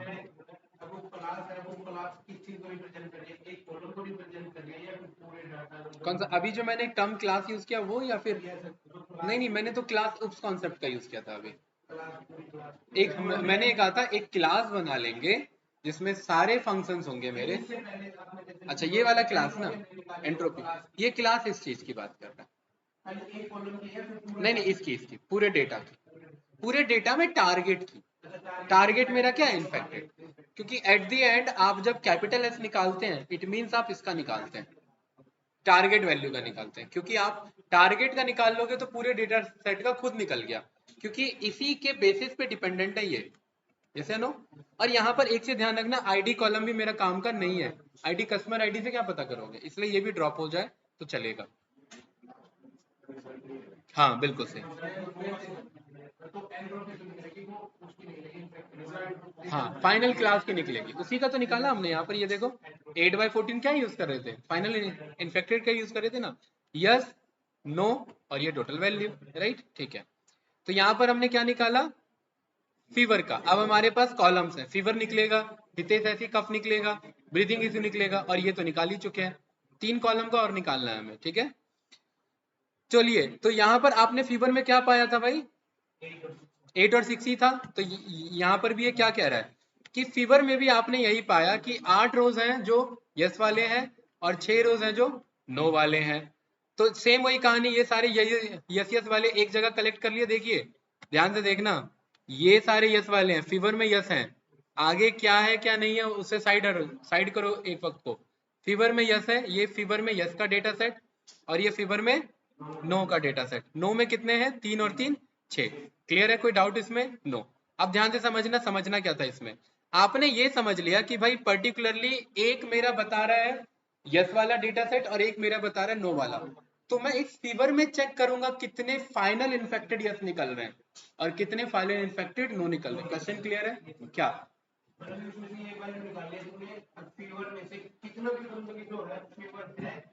हाँ फीवर है प्लस कोविड है, हाँ बहुत बढ़िया, नो है लेकिन फिर भी कोविड है, और होगा देखो कहीं कहीं पे केस होगा, फीवर है नहीं है फिर भी उससे कोविड है, यहाँ पर फिर इंफॉर्मेशन गेन चेक करना है आपको, इतना क्लियर है, ठीक है। तो यहाँ पर अब हम यही चेक कर रहे हैं, मुझे पता है एस मेरा क्या रिप्रेजेंट कर रहा है, टोटल नंबर ऑफ रोज को, कितने डेटा है मेरे 14 है, वी मेरा रिप्रेजेंट करता है यस का, जो मैं आपको बोला था ना यस वाला पिक करेंगे, एस ऑफ वी यानी कि पर्टिकुलरली वैल्यू जहां पर मेरा यस मैच हो रहा हो, और किसका चेक करें, फीवर का, तो फीवर में यस कितने हैं मेरे 8, ठीक है, एंट्रोपी ऑफ क्या निकाल रहे हैं हम, यस का। अब ध्यान से देखना टोटल कितने हैं 8, और 8 में यस कितने हैं, यहां मामला फंसा है, 8 में यस कितने, देखो 1 2 3 4 5 6 और 7 और 8, भाई टोटल आपके पास 8 और 16 डेटा था, और आपने 8 में चेक किया, 8 में कितने, वो तो हम नो भी हमने इंक्लूड कर लिया, 1 2 3 4 5 6, ये जब फीवर यस हैं तो उसमें इन्फेक्टेड 6 यस हैं, और नो कितने बचे फिर 2, तो यहां पर फॉर्मूले में क्या लिया हमने, देखिए अगर यस है, ध्यान रखना वी क्या रिप्रेजेंट कर रहा है यस को, अगर एंट्रोपी ऑफ पर्टिकुलर कॉलम हम ये यस वाला मान के चले, तो उस यस वाले में यस इतने हैं, मल्टीप्लाई वही लॉग वैल्यू, और यस वाले में नो इतने हैं, multiply their log value, entropy of this column पता लग गया मुझे, यस या नो। और ये किसके केस में निकाला था, जब ये यस होता है, और सेम ही निकालेंगे जब ये नो होता है। अब नो वाले में आ जाओ, नो वाले में कितने यस है, नो वाले में 2 यस है, और नो वाले में नो कितने होंगे 4, तो क्या फॉर्मूला बन रहा होगा इधर, -2/6 multiply log value and -4/6 multiply log value. Log तो नॉर्मल फॉर्मूला कैलकुलेटर में डालता होगा, ये बैकेंड में कैलकुलेट करता होगा और वैल्यू आ जाती होगी। क्या निकला भाई, अगर यस होता है तो 0.81 एंट्रोपी निकलती है, नो होता है तो 0.91 की एंट्रोपी होती है, ठीक है। अब हमने ये चेक किया कि फीवर कॉलम के बेस पे इंफॉर्मेशन गेन कितना है, अभी बस एक कॉलम का खेल है ये ऐसे ही सोचिए, दूसरा कॉलम भी बचा है और तीसरा भी बचा हुआ है। क्या बता रहा था भाई हमारा आईजी का फॉर्मूला, पूरा क्लास यानी एस, ब्रैकेट में कॉलम के रेफरेंस में, कि पूरे क्लास का इंफॉर्मेशन गेन जब कॉलम फीवर होता है। क्लियर है? ये ऐसे रीड करेंगे। क्या था फॉर्मूला? पूरे क्लास का एंट्रोपी, पूरे क्लास का एंट्रोपी 0.99 हमने निकाला था, ऊपर निकला था, ठीक है। देन उस कॉलम का पर्टिकुलरली जहां पर यस रिप्रेजेंट करता है, टोटल कॉलम कॉलम, ये मत कंफ्यूज होना, ओरिजिनल का भी 8/14 है और कोइंसिडेंस है कि फीवर का भी 8/14 है। तो ये किसका यूज किया गया है? फीवर वाले का। फीवर वाले में यस वाले कितने डेटा हैं? 8/14 multiply their yes of entropy. Clear है? ये मल्टीप्लाई इसका entropy, same as it is no वाला कितना है? ये रहा, मल्टीप्लाई देयर एंट्रोपी। और यही इन सब का क्या चल रहा है? सिग्मा चल रहा है। यहाँ पर फाइनली क्या लगा हुआ है देखिए, इधर आप चेक करेंगे, entropy minus this and so on, minus this, ये चलता रहेगा। तो फाइनली इसने चेक किया, ये सॉल्व किया और सॉल्व करके ये आंसर हमारे पास आ गया। हितेश कुछ पूछना है इसमें तो बताइए।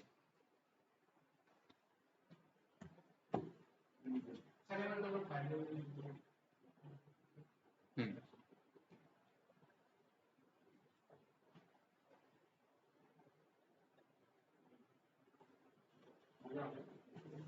बताओ कहां पर मामला फंस रहा है?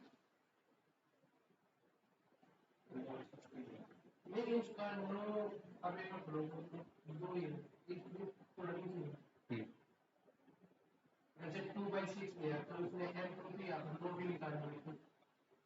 देखो कॉलम फीवर, हाँ ये रहा ना, कॉलम फीवर में दो कंडीशन, यस हो सकता है, नो हो सकता है। यस हो सकता है तो यस के केस में कितनी एंट्रोपी है, नो हो सकता है तो नो के केस में कितनी एंट्रोपी है। और एंट्रोपी कैसे पता लगेगा? देखो नो, आपके दो कॉलम में दो डेटा, ध्यान से देखना, कॉलम फीवर कॉलम में दो डेटा, फीवर होता है या फीवर नहीं होता है। अगर फीवर होता है तो कोविड होने के क्या चांस है? यानी कि फीवर होता है तो 6 बार उसे कोविड होता है और 2 बार उसे कोविड नहीं होता है, इन्फेक्टेड फाइनल लिया गया इधर। और जब उसे फीवर नहीं होता है तो भी 2 बार कोविड होता है और 4 बार कोविड नहीं निकलता है, ये वो चीज शो कर रहा है। क्लियर है? इसका एंट्रोपी इधर, इसका एंट्रोपी इधर, ये 3-4 बार देखोगे ना क्लियर हो जाएगा अपने आप। ठीक है भाई हितेश? तो मेरा एंट्रोपी गेन कितना निकला, सॉरी इंफॉर्मेशन गेन 0.13। किसका? अगर मैं फीवर के बेस पे फाइनल डेटा लेके चलूं, मतलब अगर मैं फीवर को रूट नोड लूं तो ये इंफॉर्मेशन गेन निकल रहा है। ठीक है, सेम देखिए, सेम शॉर्टकट यही अप्रोच लिया गया। 13 is 0.13। हाँ नहीं, 13% में नहीं जाएगा ये, नहीं परसेंटेज में नहीं जाएगा, क्योंकि ये आपका पर्टिकुलरली इंफॉर्मेशन गेन, अगर आप टोटल का सम चेक करोगे तो ये 100 यहाँ पर नहीं बैठेगा फिर। ठीक है, अगर 100 होता तो आप कह सकते थे कि वो 13% है, क्योंकि ओवरऑल का डेटा नहीं है ना, वो जस्ट एक सिंगल वैल्यू है कि इस पूरे डेटा में पर्टिकुलरली एंट्रोपी इस पूरे डेटा में यहाँ पर कम है, इंफॉर्मेशन गेन इतनी ज्यादा है, एंट्रोपी कम है, मतलब ज्यादा यसेस मौजूद है। इंफॉर्मेशन गेन क्या बताता है? ज्यादा यसेस और कम नोस। ऐसे ही आपने एस चेक किया फीवर के बेस पे तो क्या निकला भाई? 0.13। ऐसे ही सेम फॉर्मूला लगा, एस चेक किया कफ के बेसिस पे, क्या निकला? और ऐसे ही एस चेक किया ब्रीदिंग इश्यू पे तो क्या निकला? तो सबसे ज्यादा यसेस कहाँ मौजूद है? अब आप खुद अंदाजा लगाओ, जब बंदे को ब्रीदिंग इश्यू होता है तो ज्यादा चांसेस उसे कोविड होने के, तो इसीलिए उसने रूट नोड क्या उठाया होगा? Breathing issue. और यहाँ पर भी क्या बता रहा है? बिकॉज ब्रीदिंग इश्यू का हाईएस्ट इंफॉर्मेशन गेन है। ये आपका एक्सपर्टीज भी हो सकता था कि आप बोल सकते थे कि भाई ब्रीदिंग इश्यू को टॉप पे रख लो, क्योंकि वो ज्यादा मेरे कोविड डेटा को ज्यादा सॉर्ट आउट कर पा रहा है as compare to fever. Fever होने पे टाइफाइड भी हो सकता है, लेकिन ब्रीदिंग इश्यू होने पे टाइफाइड नहीं होता है। यस या नो? इस चीज का तो क्लियर है ना कॉन्सेप्ट, इसीलिए ब्रीदिंग इश्यू को ज्यादा प्रेफरेंस मिला। और ये मैथमेटिकली प्रूव हुआ, अंदाजा नहीं कि भाई ब्रीदिंग इश्यू ले लो, इंफॉर्मेशन गेन, ये बहुत एडवांस है और आगे यूज होता है। ठीक है, कुछ पूछना है इतने हिसाब को भाई? नो, बिकॉज ब्रीदिंग इश्यू का हाईएस्ट इंफॉर्मेशन गेन है, इसीलिए हमारा पहला स्टेप क्या बन गया कि बंदे को ब्रीदिंग इश्यू है या नहीं है, यस और नो। अब इसके नीचे फिर से अगेन वही रूट नोड लीफ नोड की कहानी बनेगी फिर से एंट्रोपी चेक होगा, फिर से इंफॉर्मेशन गेन चेक होगा, फिर से चेक किया जाएगा बेस्ट कौन सा है और उसको फिर कनेक्ट किया जाएगा। ठीक है। सो भाई जो हमारे अनयूज फीचर बच गए, क्या बच गए? फीवर और कफ। हमने पर्टिकुलरली क्या किया, उन ब्रीदिंग के बेसिस पे ही हमने उनको दोबारा से इंफॉर्मेशन गेन के लिए हमने फाइनलाइज किया। ब्रीदिंग इशू में यस है और ब्रीदिंग इशू में हमारे नो है। अब यहां पर देखिए, अगर मैं ब्रीदिंग इशू में सारे यस वाले डेटा लूं और ब्रीदिंग इशू में मैं सारे नो वाले डेटा लूं, ऐसी नो वाला भी होगा। तो जब ब्रीदिंग इशू में सारे यस वाले डेटा लिए तो ओवरऑल इंफॉर्मेशन गेन क्या बना? यहां पर आपने चेक किया, जब ब्रीदिंग इशू था बंदे को तो टोटल कितने यसेस थे? 1 2 3 4 5 6 7। मतलब ब्रीदिंग इशू का अगर 8 डेटा है तो 7 उसमें से यस ही निकल रहे हैं, मतलब 7 को कोविड ही हो जा रहा है। और बाकी बचे हुए जो नो होंगे उसमें भी कुछ एक आध होगा या नहीं होगा डेटा में हो। तो हमने क्या किया, पर्टिकुलरली हमने अगेन इंफॉर्मेशन गेन चेक किया फीवर का और कफ का। ठीक है। और इस बार सबसेट के अकॉर्डिंग इस बार हमने क्या किया, इंफॉर्मेशन गेन हमने ब्रीदिंग का रखा पहले से ही, क्योंकि देखिए रूट नोड हमारा बन चुका है, ये बन चुका है। अब इस जैसे अब मेरा टारगेट वैल्यू क्या बन चुका है? Breathing issue. पहले क्या था टारगेट वैल्यू? इन्फेक्टेड वाला। अब ब्रीदिंग इशू बन चुका है, तो रूट नोड ये बन चुका है। तो अब जो इंफॉर्मेशन गेन बनेगा वो ब्रीदिंग इशू के फीवर का बनेगा, ब्रीदिंग इशू के कफ का बनेगा। पहले क्या बन रहा था? ओरिजिनल के फीवर का, ओरिजिनल के कफ का और ओरिजिनल के ब्रीदिंग इशू का। उसमें पता लगा ब्रीदिंग इशू बेस्ट है तो ब्रीदिंग इशू आ गया। फिर ब्रीदिंग इशू के ब्रीदिंग इशू का थोड़ी ना बनाओगे, ब्रीदिंग इशू के ब्रीदिंग इशू का बनाओगे, नहीं, वो तो वही वैल्यू आएगा ब्रीदिंग इशू के फीवर का और ब्रीदिंग इशू के कफ का। और आपने पाया ब्रीदिंग इशू में इंफॉर्मेशन गेन फीवर का ज्यादा है, तो लेफ्ट में क्या बन गया? इधर फीवर बन गया कि भाई अगर यस है तो हाँ हाँ, सारा सारा का सारा वैसे ही रहेगा। पर्टिकुलरली जो हमारा इंफॉर्मेशन गेन का फॉर्मूला रहा है ना, सेम यही कॉन्सेप्ट चलता रहेगा। ठीक है। ब्रीदिंग इश्यू में फीवर है, then yes and then no. अब देखिए यहां पर ये लीफ नोड आ चुका है, यस और नो पे ये लीफ नोड आ चुका है। इसी पे कनेक्ट कर सकते थे या नो से कनेक्ट करा सकते थे। क्लियर है। अब जब उसे ब्रीदिंग इश्यू नहीं है, भाई यहां पर हमने देखा कि मैक्सिमम राइट में जो हमारा गया ब्रीदिंग इशू गया, लेकिन हमारे कुछ अनयूज फीचर भी हैं जो हमारे बच गए हैं, तो उनको भी तो हमें चेक कराना है। भाई हमने यस होने पे क्या ले लिया? फीवर ले लिया। अब या तो देखिए आपके पास दो चांस है, या तो आप इसी में कफ का ले लो, या ब्रीदिंग इशू है फीवर होगा, ब्रीदिंग इशू नहीं है तो उसमें हमने क्या चेक कर लिया? कफ चेक कर लिया, तो ये कफ का बन गया, राइट। और कफ में फिर हमने सेम वही अगेन यस और नो पे फाइनली चेक किया। अगर उसे पर्टिकुलरली यस यानी कि कफ है, ब्रीदिंग इशू है, कफ भी है, तो उसे क्या होगा? कोविड होगा। ब्रीदिंग इशू है, फीवर भी है, तो उसे कोविड होगा। ब्रीदिंग इशू है, फीवर लेकिन नहीं है, तो यहां पर अब मेरा एट द एंड आउटकम से वो चेक करता रहेगा और उसकी ट्रेनिंग होती रहेगी ऐसे में। ठीक है। तो अब मेरा पर्टिकुलरली यहां पर लीफ नोड क्या बन चुका है भाई? फीवर बन चुका है। क्योंकि फीवर मेरा लीफ नोड क्यों बन चुका है? नहीं नहीं, फीवर मेरा लीफ नोड इसलिए बन चुका है क्योंकि अभी डायरेक्ट यस नो में बता रहा है कि इसे कोविड है या कोविड नहीं है। ठीक है, राइट। तो यहां पर हमारे पास ये ब्रीदिंग इशू है एंड हमारे पास फीवर का है। ठीक है। तो सेम हमने यहां पर क्या किया, यहां पर आप चेक करेंगे कि ये मेरे फीवर यस वाले हैं और ये मेरे ब्रीदिंग यस वाले हैं। और इसमें फिर मैंने इन्फेक्टेड चेक किया कि मेरे टोटल इंफॉर्मेशन गेन कितना है। फिर इसमें नो वाले का अगेन चेक हुआ होगा और फिर इसमें मेरे को ये पता लगा होगा कि पर्टिकुलरली यस है तो उसमें अगेन इन्फेक्टेड मिल गया मुझे, और नो है तो मुझे नॉट इन्फेक्टेड मिल गया। सेम ऐसे ही हमने किसका बना लिया होगा? कफ का। और बस फाइनली यहाँ पर हमारा बन गया होगा। क्लियर है? कुछ पूछना है इसमें तो बताइए।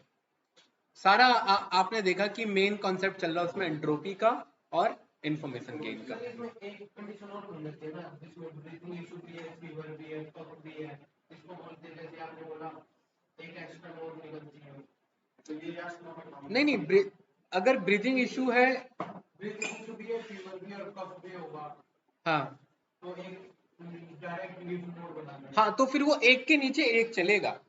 ये अभी एक के बगल में हम लेके चल रहे हैं, इसी में कफ उठ के कहाँ आ जाएगा? फीवर के नीचे। फीवर है, फीवर के बाद क्या चेक कर लिया आपने? कफ। अब कफ में चेक कर लिया कि उसे है या नहीं है। ये यहां पर ना लेकर के अगर इस डिसीजन नोड के नीचे एक और नोड ले लेते तब वो बनता फिर। क्लियर है? लेकिन यहाँ डायरेक्टली नो पे ले लिया, और इसी में पर्टिकुलरली हमारा क्या होता रहा कि भाई एक यही वो इशू बता रहा है कि the right node of breathing issue is a good at just as leaf node with class not affected. This is one of the drawback of ID3, it does not do pruning. वही pruning का मतलब है कि particularly वो check नहीं कर पा रहा। अब यहाँ पर क्या इशू आ रहा है कि right node of breathing issue is a good.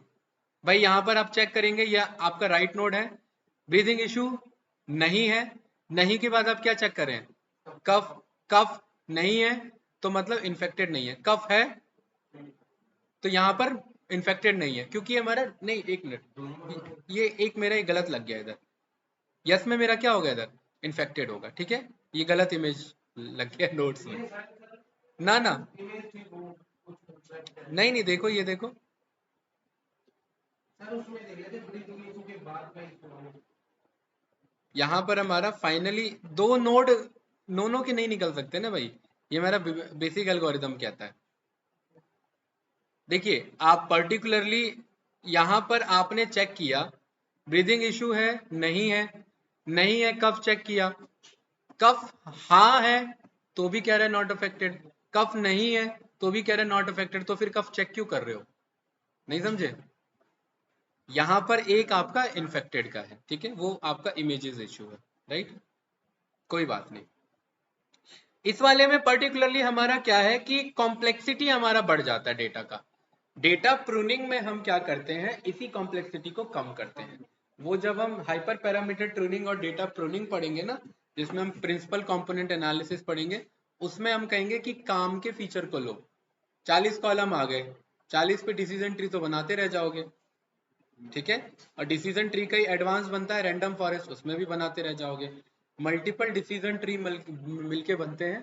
भाई फॉरेस्ट क्या होता है, जंगल क्या होता है, जिसमें बहुत सारे पेड़ लगे हो, तो multiple decision tree random forest का एल्गोरिथम है, ये ध्यान रखिए, ठीक है, इसी का अपर पार्ट है आपका, राइट।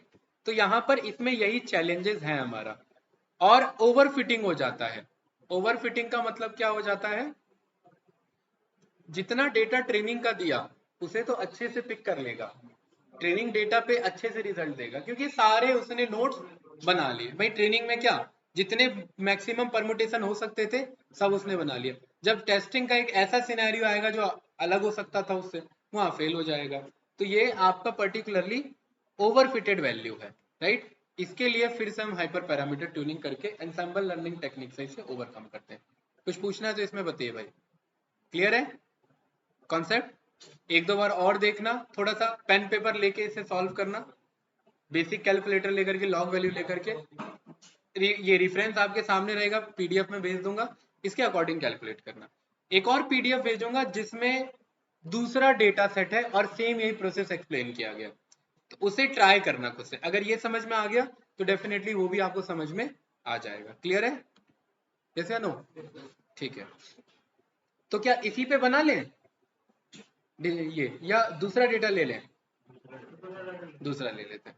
चलिए, अब सबसे पहले हमें सारे मॉड्यूल्स को कॉल करना है। पांडास तो इम्पोर्टेड है ना?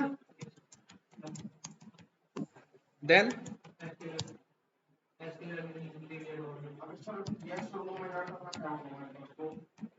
यस और नो में डेटा नहीं होगा तो हमारे पास कुछ और कंडीशंस लिखे होंगे, ठीक है। जैसे मैं एक और दिखाता हूँ, दिखा देता हूँ, मैं समझ गया आपका क्वेश्चन। देखिए, एक और ये पॉपुलर डेटा सेट है आपका, राइट। ये आउटलुक मींस वेदर कंडीशन, बाहर का वातावरण कैसा है। और ये प्ले टेनिस बहुत फेमस डेटा सेट है, मशीन लर्निंग में यूज होता है। यस और नो नहीं है, सनी, ओवरकास्ट और रेन तो है ना, बस यही लेना है हमें, ठीक है। आउटलुक यानी कि वेदर दिखता कैसा है, सनी है, टेम्परेचर क्या है बाहर, बहुत ज्यादा गर्मी है, ह्यूमिडिटी क्या है, बहुत ज्यादा है, हवा कैसा चल रहा है, बहुत कम चल रहा है, क्या टेनिस खेलना चाहिए, नहीं खेलना चाहिए। ये यही डेटा सेट है, ठीक है। चलिए एक यस वाला समझते हैं। आउटलुक कैसा है, ठीक है, ओवरकास्टेड है, टेम्परेचर कूल है, ह्यूमिडिटी नॉर्मल है, हवा ठीक ठाक चल रही है, टेनिस खेलना चाहिए, टेनिस में हवा का क्या रोल है? बॉल इधर उधर जाता होगी, है? यस या नो? वीक में क्या इश्यू है भाई? बंदे का एफर्ट देना पड़ेगा, है कि नहीं है? थोड़ा ज्यादा एफर्ट देना पड़ेगा भाई। बैडमिंटन हो तो नुकसान है, टेनिस में तो फायदा ही रहेगा ना। क्या डिफरेंस है टेनिस बैडमिंटन में?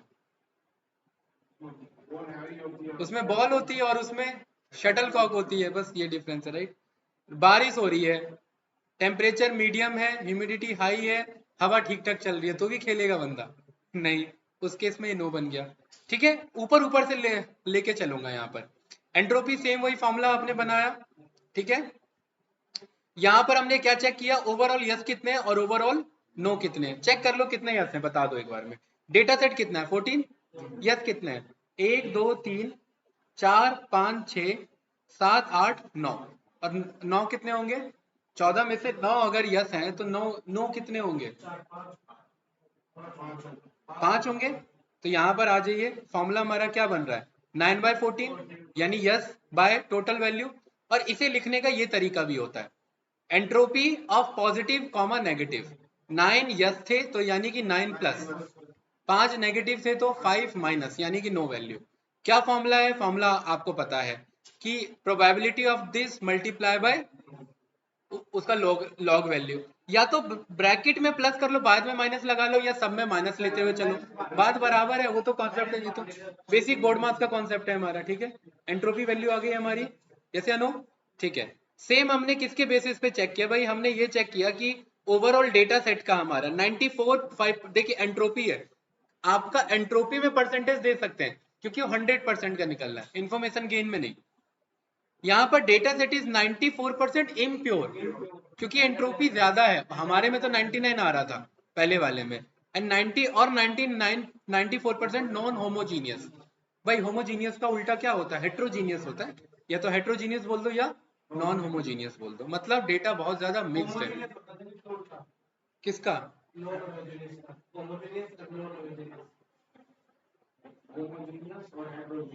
हाँ, होमोजीनियस बोलो या हेट्रोजीनियस बोलो, या होमोजीनियस बोलो या नॉन होमोजीनियस बोलो, भाई वही तो कह रहा हूँ। ठीक है। होमोजीनियस क्या था? केमिकल प्रोपोर्शन में क्या पढ़ा था आपने? होमोजीनियस आपके मॉलिक्यूल्स या सॉल्यूशन कौन से होते थे जिनमें एक ही केमिकल होता था, सेम सॉल्यूशन रहता था? हेट्रोजीनियस कौन से होते थे? जब पानी मिला दिया, नमक मिला दिया तो वो हेट्रोजीनियस सॉल्यूशन बन जाता था, राइट? और वाटर एक आपका होमोजीनियस था। हाँ, माइक्रोस्कोपिक लेवल पे जाओगे तो बहुत सारी इंप्योरिटीज मिल जाएंगी, उसे नेग्लेक्ट करना होता था वहां पर। तो वही है वो, ठीक है। नॉन होमोजीनियस बोल दो, कोई बात नहीं, राइट? तो यहाँ पर हमने क्या किया? कुछ और कैलकुलेशन ट्राई किया हमने।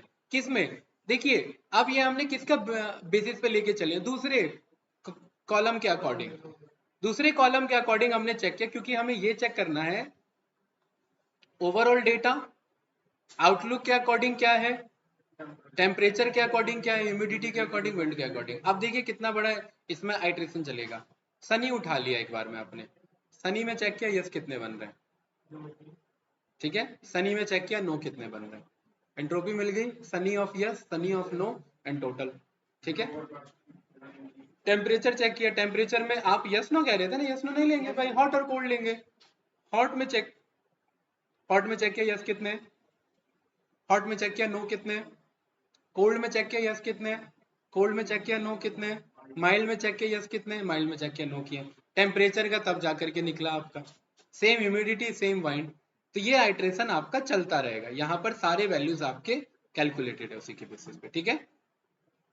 तो यहाँ पर ये देखिए क्या बता रहा है पर्टिकुलरली, पी आपका प्रोबेबिलिटी रिप्रेजेंट कर रहा है, ओवरऑल एंट्रोपी रिप्रेजेंट कर रहा है। क्यों? किसके बीच में रहेगा? 0 और 1 के बीच में रहेगा भाई। एंट्रोपी यहाँ पर प्रोबेबिलिटी अगर बढ़ रही है भाई, प्रोबेबिलिटी अगर किसी चीज की बढ़ रही है तो अभी हमने पढ़ा था एंट्रोपी 0 होगा। क्यों? एक डेटा है, एक बैग है, उसके अंदर सारे ब्लू ही बॉल हैं।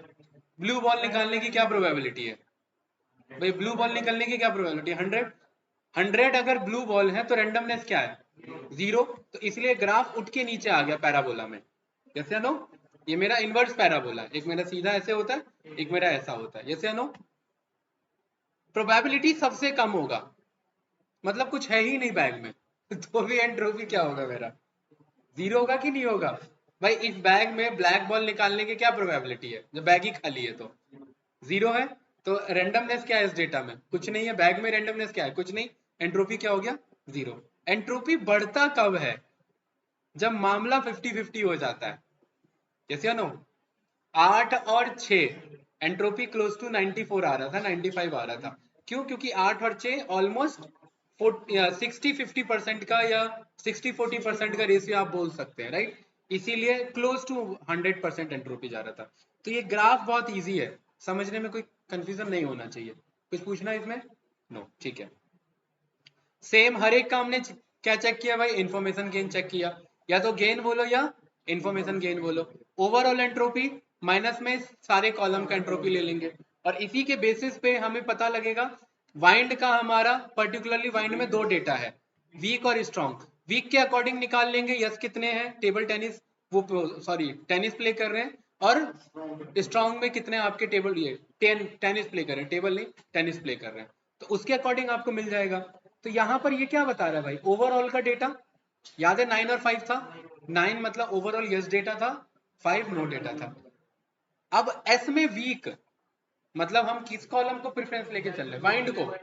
वाइंड को अगर मैं लेके चल रहा हूं तो वीक अगर होता है, वाइंड अगर कम चलती है तो उसमें 6 में भी टेनिस खेलता है बंदा और 2 में नहीं खेलता है। वाइंड अगर वीक होती है, सॉरी स्ट्रांग होती है, तो 3 में खेलता है, 3 में नहीं खेलता है। आपको पता है इसका एंट्रोपी तो 50 आना है, 100% आना है, क्योंकि 50-50% का डेटा बैठ गया, ठीक है। तो ओवरऑल 0.9 और इन सब को कैलकुलेट किया तो हर एक का यहाँ पर देखिए एस ऑफ ए के बेसिस पे यानी कि पहले कॉलम पे, एस ऑफ वाइंड के बेसिस पे यानी कि वाइंड में आपने चेक किया ओवरऑल, और वाइंड में आपने वीक का चेक किया, वाइंड में आपने स्ट्रॉन्ग का चेक किया। देखिए इसका 1 आ रहा है कि नहीं आ रहा है? क्यों? क्योंकि 50-50% बैठ रहा था और आपने पूरे का ये निकाल लिया इन्फॉर्मेशन गेन कितना है, तो ये वाइंड के कंटेक्स्ट में कितना मिला? 0.048। सेम एज इट इज किसके रेफरेंस में निकालेंगे? आउटलुक यानी कि वेदर कैसा है। वेदर में भी तीन केसेस हैं आपके, सनी है, ओवरकास्ट है और रेन है। सनी के ये तो ओवरऑल हमेशा एक रहेगा ही, सनी के रिफरेंस में, ओवरकास्ट के रिफरेंस में और रेन के रिफरेंस में। आप इसे देख के बताओ इसका एंट्रोपी कितना आना चाहिए एफ ऑफ ओवरकास्ट? क्यों?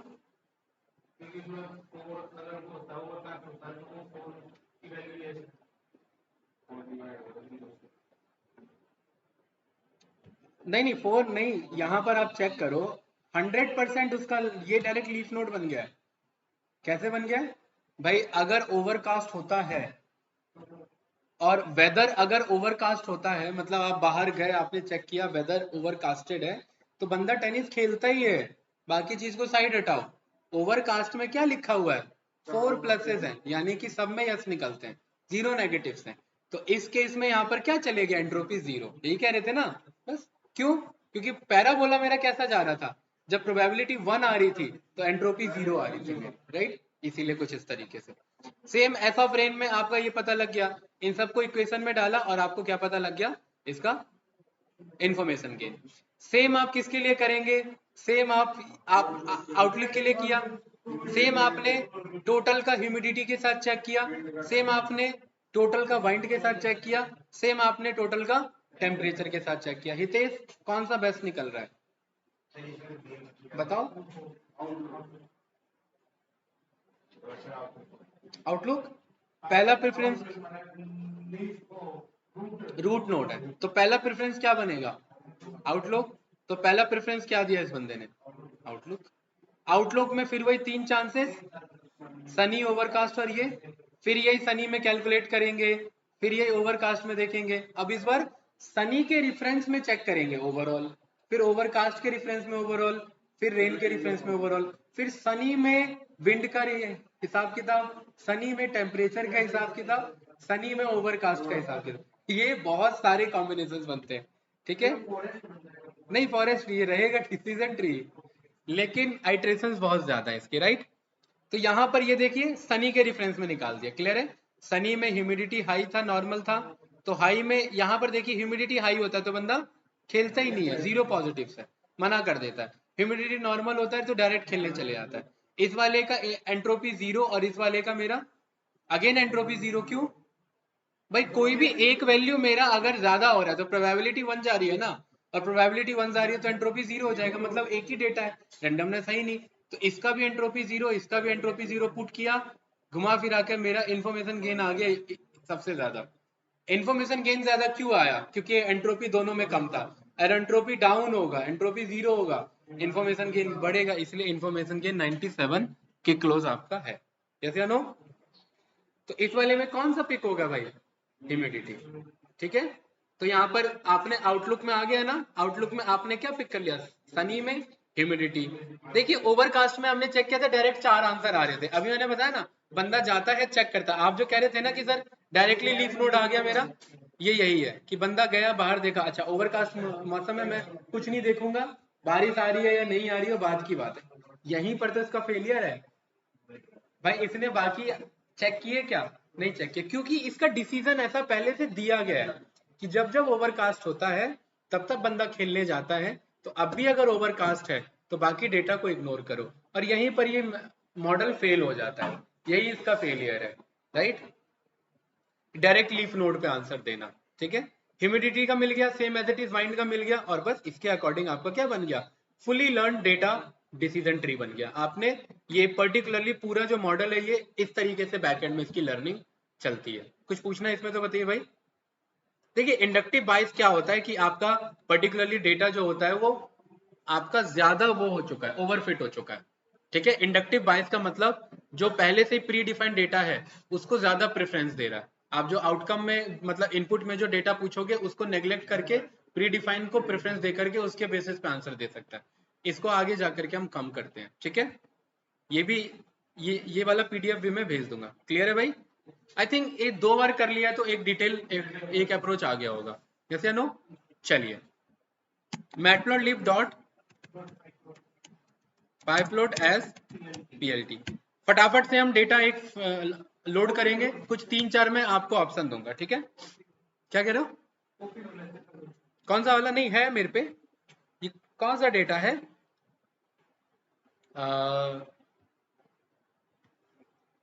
यही वाला है, राइट? आउटलुक टेम्परेचर बस कम है थोड़ा सा, वो ज्यादा था, ये थोड़ा सा कम है, कोई बात नहीं।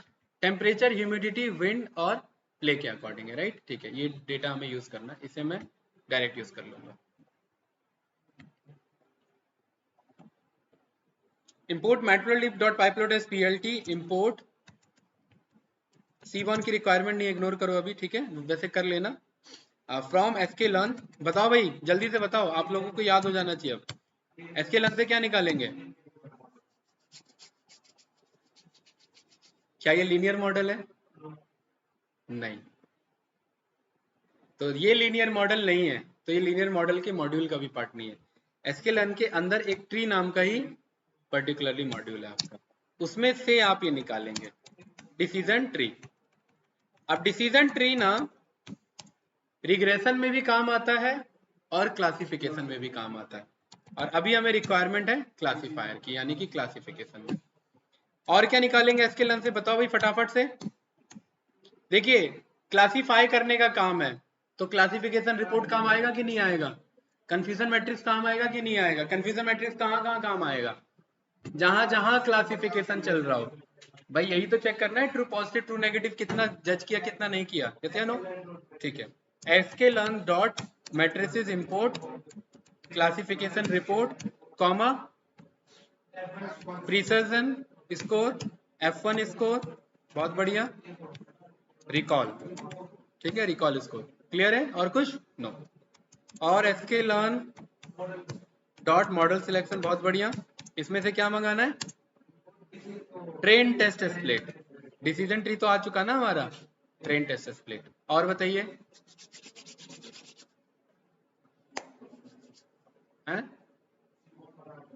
C1 की अभी रिक्वायरमेंट प्री प्रोसेसिंग, क्यों? सही जा रहे हो, लेकिन क्यों? प्रोसेस में क्या करना पड़ेगा? सही कह रहे हो, प्री प्रोसेसिंग इसलिए हितेश क्योंकि डेटा कैसा है? टेक्सचुअल डेटा भाई, मॉडल तो समझेगा ही नहीं। मॉडल को क्या चाहिए? हाँ और ना की कहानी नहीं पसंद है उसे, उसे यस नो नहीं चाहिए, उसे 0 1 2 के फॉर्म में बताओ भाई। यस नो से बात नहीं बनती इधर। तो मुझे लेवल एनकोडर कॉल करना पड़ेगा, क्योंकि मुझे एक इनडायरेक्टली रिलेशनशिप दिख रहा है, ठीक है। तो यहां पर हमने from sklearn dot pre processing import हमने कर लिया लेवल एनकोडर, क्लियर है, ठीक है। और भी कुछ इंपोर्ट करते हैं यहाँ पर, देखिए फ्रॉम sklearn के अंदर ट्री है और ट्री के अंदर है प्लॉट ट्री। प्लॉट ट्री बनाते हुए दिखाएगा कि ये बैकएंड में एल्गोरिथम ने ट्री कैसा बनाया, क्लियर है, ठीक है।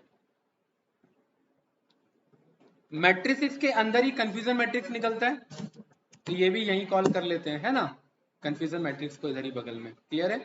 और कुछ बच रहा है इसमें, बताइए। आई थिंक चलो आगे देखते हैं, वो तो पता लगेगा, राइट। ओके, डेटा सेट क्या है हमारा, वेदर वाला, है ना। इसको कंट्रोल शिफ्ट सी मैंने कॉपी कर लिया और pd dot read underscore CSV यहाँ पर ये पास कर दिया r, और इसका नाम मैंने रख दिया WATHER वेदर, वेदर ही रख लेते हैं, DF क्या, डायरेक्ट वेदर, ठीक है, परफेक्ट भाई, ओके। देखिए EDA आप यहाँ पर कर लेना, मैं EDA का टास्क आप पे छोड़ता हूँ। मैंने टाइटैनिक में बताया था कैसे EDA परफॉर्म करते हैं भाई। आउटलुक में यस कितने हैं, वैल्यू काउंट कितने हैं, प्ले कितने में कर रहा है, कितने में नहीं कर रहा है, काउंट प्लॉट कर लिया, कुछ बाकी बार प्लॉट के बेसिस पे वो कर लोगे, पक्का, ठीक है। EDA का टास्क मैं छोड़ता हूँ, एक बार ट्राई करना होमवर्क में। हमें क्या करना है, लेवल एनकोडर से यूज करके इन सबको लेवल एनकोड कराना है। तो LE नाम से मैंने लेवल एनकोडर को कॉल कर दिया। LE के अंदर मैंने फिट किया, और किसको किया मैंने, वेदर के आउटलुक को। किसको किया भाई, वेदर के आउटलुक को। ये डेटा हो चुका है, और ये मुझे किसको असाइन करा देना है, वेदर के आउटलुक को ही वापस, नहीं समझे, कुछ इस तरीके से, है ना, ओवरराइड करा दे रहे हैं ना, यस या नो, ठीक है। सेम कोड हम यहाँ पर देखिए, लूप चला के भी कर सकते थे, लेकिन अभी 3-4 ये मैं मैनुअल यूज कर लेता हूँ। लूप चला लेते, कॉलम उठा लो, कॉलम को यहाँ पर फिट कर लो और असाइन कर लो, वो अपने आप हो जाता, ठीक है। ये बताना पड़ेगा या नहीं, या हो जाएगा, बताओ भाई, पक्का। टेम्परेचर पे क्या असाइन कराना है, टेम्परेचर का फिट ट्रांसफॉर्म वाला, ठीक है।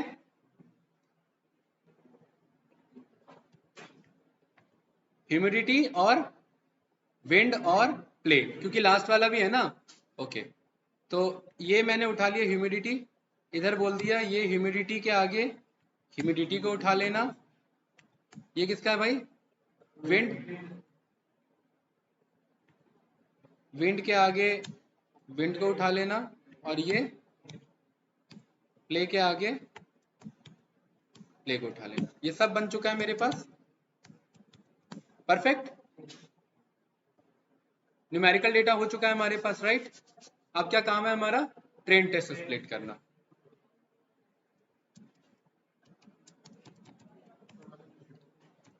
Train test split, train test से पहले एक्स और वाई देना होता है ना, डिपेंडेंट और इंडिपेंडेंट कॉल करना होगा। एक्स क्या है भाई, बताओ हितेश, प्ले को छोड़ करके सारे हैं, है ना। तो मैं एक्स में बोल सकता हूं df डॉट ड्रॉप किसको, प्ले को, और एक्सेस की वैल्यू 1। स्पेलिंग मिस्टेक है प्ले में, हमने भी तो पी बड़ा रखा है, पता नहीं यार, ये कभी करना कुछ पिक करता नहीं है। अरे डीएफ थोड़ी ना यार, डीएफ की आदत बहुत खराब है ना, ठीक है। ये इन प्लेस मत करा देना भाई, इधर बहुत बड़ा मिस्टेक हो जाएगा, कुछ बचेगा ही नहीं यहाँ पे फिर, ठीक है।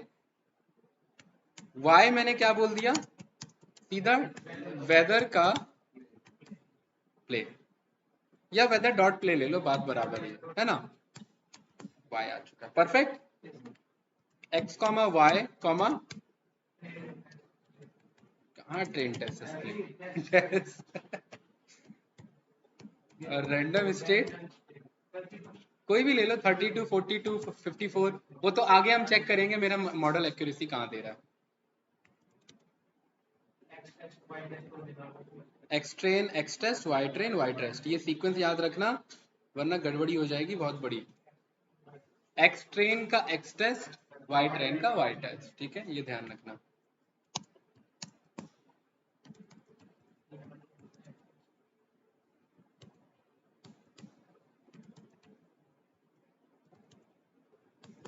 परफेक्ट। अब क्या करना होता है हमें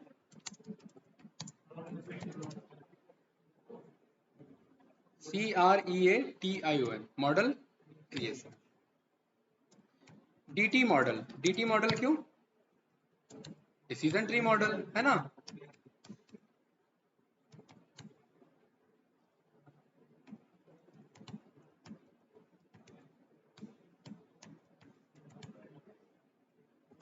क्लियर है।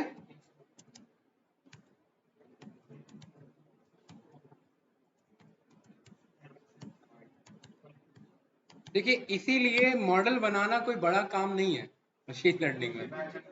हाँ एक क्लास के एक दिन के अंदर में पूरा मशीन लर्निंग खत्म कराया जा सकता है अगर कोड अप्रोच लिया जाए बस। क्यों एल्गोरिथम फिक्स है मॉडल उठाना है ट्रेन टेस्ट स्प्लिट कराना है मॉडल बनाना है फिट कराना है प्रेडिक्ट करना है स्कोर निकालना है कंफ्यूजन मैट्रिक्स जरूरत है तो ठीक वरना कहानी खत्म। एक दिन के अंदर में सारा एक बार में हो जाएगा कंप्लीट लेकिन मजा नहीं आएगा। ये देखो भाई एक दिन का मतलब कितनी क्लास होती है पता है 8 प्लस क्लास यानी कि 2 हफ्ते से ज्यादा का आउटकम। चलिए डीटी का स्कोर डीटी का स्कोर निकालना था ये रहा। अरे डेटा सेट कैसा है भाई ये हमारा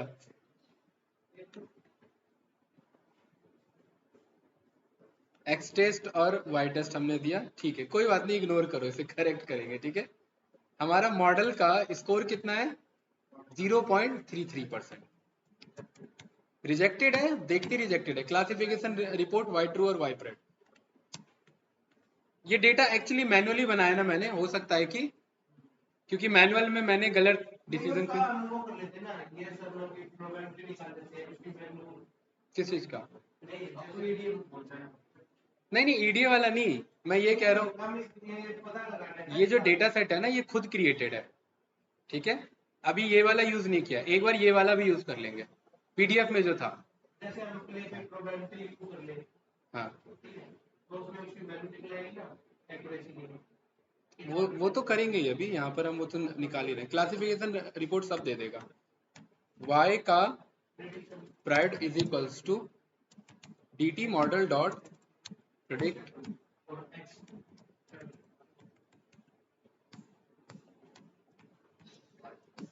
ठीक है y ट्रू और y टेस्ट और y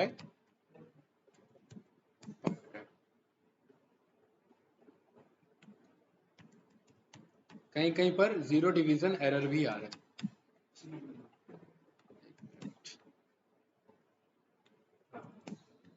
ठीक है भाई एक्यूरेसी कम है तो रिकॉल F1 और प्रिसीजन ये सब हमारा कम हो ये डेटा सेट हमारा खराब था ठीक है। एक हम पे काम का डेटा सेट है अभी ये मॉडल का एक्यूरेसी आपको पता लगेगा। फटाक से मैं डेटा लोड कर लेता हूँ from sklearn dot data sets import आपने कर लिया वाइन डेटा कौन सा डेटा इस पे काम किया हुआ हमने याद होगा यस या नो है वाइन वाला याद है ना ठीक है। Wine is equals to load wine right और ये पूरा कोड मैं यहाँ बना देता हूँ इतना कॉल करना x train x test y train y test yes या नो और यहाँ पर आप चेक करेंगे वाइन डॉट कीज तो एक तो है x यहाँ पर x की बजाय आप क्या दे देंगे डेटा वाइन का डेटा है कि नहीं है भाई वाइन के अंदर डेटा अपने आप डेटा रखा हुआ है और y क्या है वाइन का टारगेट कोई कंफ्यूजन तो नहीं है इस स्टेटमेंट में no x train Y train ये सब हमारे पास आ चुका है, लेंथ रन कर लेंगे, ठीक है। और मॉडल गिरा हमारा कॉल हो गया, और मॉडल का हमने क्या चेक कर लिया, स्कोर, और हमें क्या मिला, क्योंकि डेटा वैसा था, उसका डेटा ही जब वो मैनुअली क्रिएटेड है, और आपको पता है कि आप तो बारिश में भी बंदे को टेनिस खिलवा रहे हो, तो वो तो एक्यूरेसी गिरेगी ना उसकी। कोई बात नहीं, फिर भी हम रैंडम स्टेट बदल के हाइपर पैरामीटर ट्यून करके उसे बना सकते थे, लेकिन ऐसा नहीं बना सकते थे जो एक्चुअल डेटा होना चाहिए था मेरा। अब ये आपको पता है 80 अभी ही दे रहा है फर्स्ट आइट्रेशन में, रैंडम पे ट्रेन करेंगे तो और मल्टीपल आइट्रेशन पे अच्छा देगा। क्लियर, क्लियर है भाई, मॉडल डॉट स्कोर। और इसके बाद हमें क्या चेक करना था, क्लासिफिकेशन रिपोर्ट, वाई प्रेड को हमने कॉल कर लिया, और ये रहा मेरा क्लासिफिकेशन रिपोर्ट, इसको हमने यहाँ पर पास कर दिया। परफेक्ट, ऑलमोस्ट सारी चीजें हमारी मेंटेन है। 80 प्लस ये भी चल रहा है, 80 प्लस ये भी चल रहा है, 80 प्लस हमारा ये भी चल रहा है। रिकॉल कम होता, F1 स्कोर कम होता, प्रिसीजन कम होता, तो मॉडल हमारा खराब होता। कंफ्यूजन मैट्रिक्स देख लो, और इसे क्या चाहिए, y underscore test, y underscore pred, right. तो ये डायगोनल डेटा ये सारे करेक्टेड हैं, बाकी साइड के डेटा में कुछ सही प्रिडिक्ट हुए हैं, कुछ गलत प्रिडिक्ट हुए हैं, और यहाँ पर ये गलत प्रिडिक्ट हुआ है, ये गलत प्रिडिक्ट हुआ है। लेफ्ट वाला चलता है, राइट वाला आपका रिकॉल होता है, जो कि आपका पर्टिकुलरली ये टाइप 1 और टाइप 2 एरर जो था ना, वो आपका रिप्रेजेंट करता है। क्लियर है भाई, इसको सी बॉन में प्लॉट करना है तो सी बॉन में प्लॉट कर सकते हैं, लेकिन अब हम थोड़ा सा एक लेवल अप करते हैं, इस मॉडल के स्कोर को बढ़ाते हैं। और पहले मैं होमवर्क लिख देता हूं। होमवर्क आपका क्या है, आप from sklearn dot data sets import कर लिया आपने, एक तो डायबिटीज डेटा, ठीक है, comma iris data, comma digits data, comma breast cancer data, ठीक है। 3 डेटा, इतना ही रखो बस, आयरिस, डिजिट्स और ब्रेस्ट कैंसर। 2 पे काम कर चुके हैं, ब्रेस्ट कैंसर पे काम नहीं किया अभी तक, डिसीजन ट्री पे एक बार करेंगे, लॉजिस्टिक से भी करके एक बार देख लेना। आपका होमवर्क ये रहेगा, ये दोनों हमने लॉजिस्टिक पे ट्रेंड किया हुआ है, याद होगा आपको। आप लॉजिस्टिक पे तीनों को ट्रेंड करेंगे, और डिसीजन ट्री पे दोनों तीनों को ट्रेंड करेंगे, और ये बताएंगे कि कौन सा मॉडल अच्छा रिटर्न दे रहा है। जरूरी नहीं है डिसीजन ट्री डिसीजंस बना रहे हो तो अच्छा दे रहा हो, ध्यान रखना। एआई में लॉजिस्टिक यूज हो जाता है, इतना एडवांस एल्गोरिदम है वो, तो लॉजिस्टिक पहले पढ़ लिया इसका मतलब सस्ता एल्गोरिदम, ऐसा नहीं है, ठीक है। तो ये ध्यान रखना, लॉजिस्टिक भी अच्छा रिजल्ट एक्यूरेसी दे सकता है। आपका काम है इन तीनों डेटा सेट पे मुझे बताना। और एक और था ना भाई हमारे पास, टाइटैनिक, इन 4 पे, ठीक है, ये 4 डेटा आपके पास है। नहीं करोगे तो कल तो मैं बताऊंगा ही, ठीक है। चारों को एक बार में कॉल करेंगे, क्योंकि टाइम ज्यादा नहीं लगेगा, बैकएंड का एल्गोरिदम क्लियर है, चारों को कॉल करेंगे, चारों पे देखेंगे, ठीक है। इसको मैंने कमेंट आउट कर दिया। अब आपका पर्पस क्या होगा, पर्पस ये है हमारा कि हम यहाँ पर वाइल लूप ले रहे हैं, वाइल ट्रू, इन्फानाइट लूप है, ठीक है। और एक मैं आइट्रेशन ले रहा हूं यहाँ पर हितेश, 0 आइट्रेशन।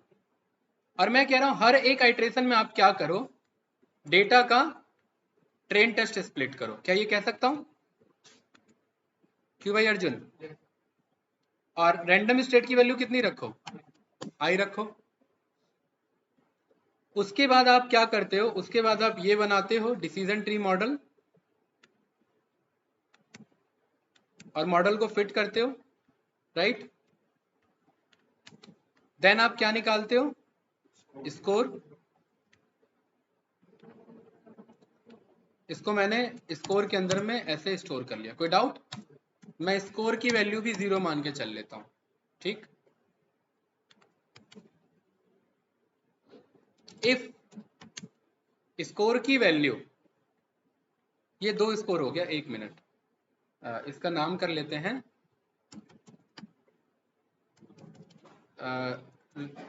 REC, यानी कि रिकमेंडेड स्कोर, ठीक है, या F स्कोर कर लेते हैं, फाइनल, फाइनल स्कोर, ठीक है। और ये मेरा मॉडल जो स्कोर रिटर्न कर रहा है, कोई डाउट तो नहीं, ठीक है। ये मैंने कर लिया रैंडम वैल्यू, रैंडम वैल्यू भी मैंने क्या कर लिया, हाँ ये रैंडम वैल्यू भी 0 कर लेते हैं, ठीक है, ओके। इफ स्कोर, अगर स्कोर मेरा ज्यादा निकलता है मेरे माने हुए स्कोर से, ध्यान से देखना, ये मॉडल रन होगा, ये कुछ स्कोर निकालेगा, वो ज्यादा होगा ऑफकोर्स, पहली बार रन कर रहा है इससे तो ज्यादा ही निकलेगा, 0 से 0.10 20 100 जो भी निकले। अगर मॉडल का स्कोर मेरे माने हुए स्कोर से ज्यादा निकलता है तो फाइनल स्कोर को स्कोर ही बना लेना। कोई डाउट? फाइनल स्कोर क्या बन जाएगा? स्कोर बन जाएगा। और रैंडम वैल्यू को आई बना लेना। क्या बना लेना? रैंडम वैल्यू को आई बना लेना। क्लियर है? कोई डाउट तो नहीं? और यहां पर क्या वार्निंग कर ले, एरर्स आएंगे ना बहुत सारे, हाँ ठीक है। और यहां पर मैं प्रिंट कर लेता हूं आइट्रेशंस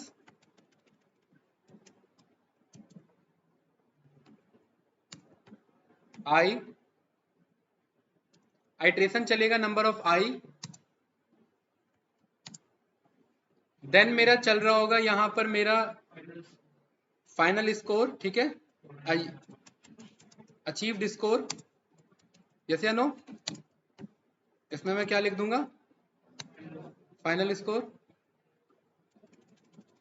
परफेक्ट। और कुछ? रैंडम वैल्यू, हाँ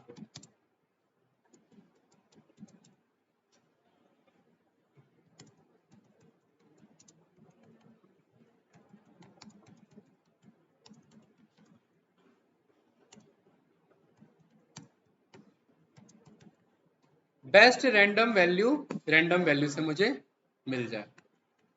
ठीक है भाई, कोई डाउट तो नहीं? और ये वाइल ट्रू है तो आई प्लस इज इक्वल्स टू 1 लेते हुए चलना। और ये करने के बाद क्या करना?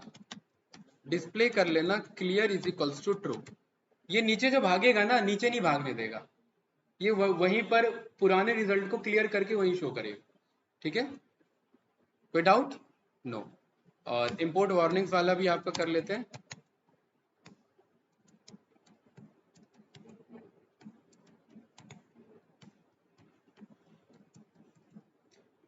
इग्नोर, ये रन किया हमने, ठीक है। अचीव्ड स्कोर तो मेरा एक बार में ही आ गया। किस पे? 81 पे। तो मुझे आगे चलाने की जरूरत नहीं है। तो यहां पर मैं बोल सकता हूं,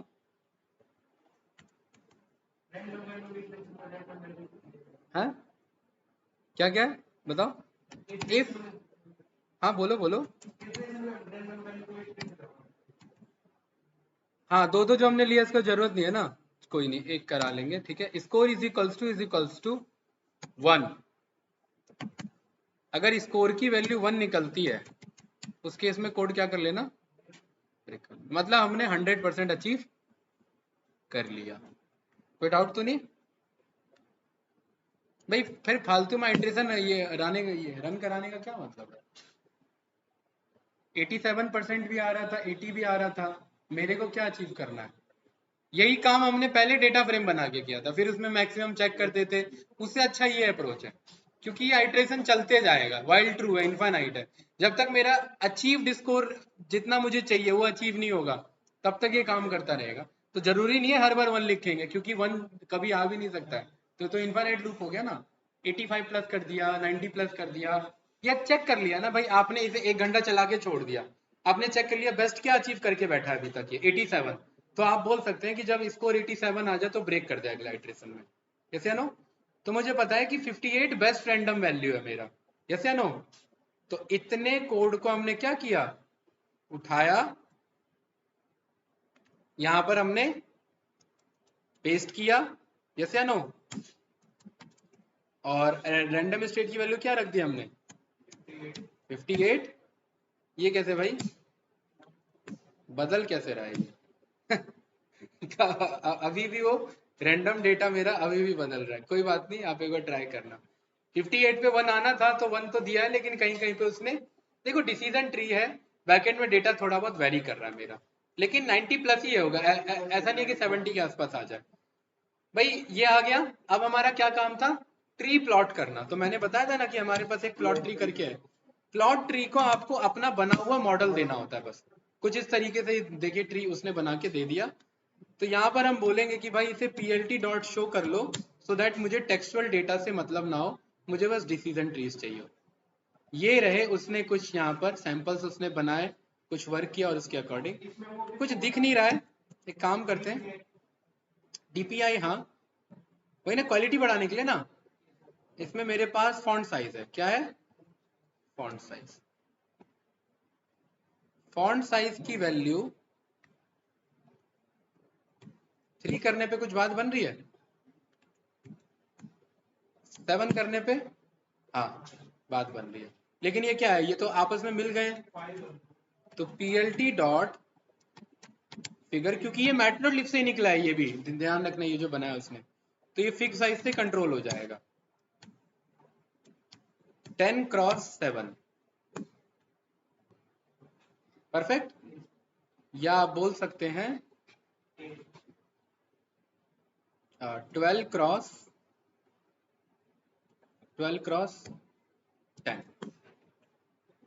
कुछ इस तरीके से, राइट।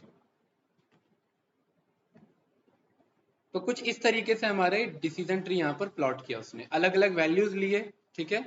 अलग अलग वैल्यूज में x(12) अलग अलग वैल्यूज पे उसने चेक किया, ये रूट नोड मिला उसे, ये गिनी इम्प्योरिटी, वही इंफॉर्मेशन गेन निकालने पे काम करे।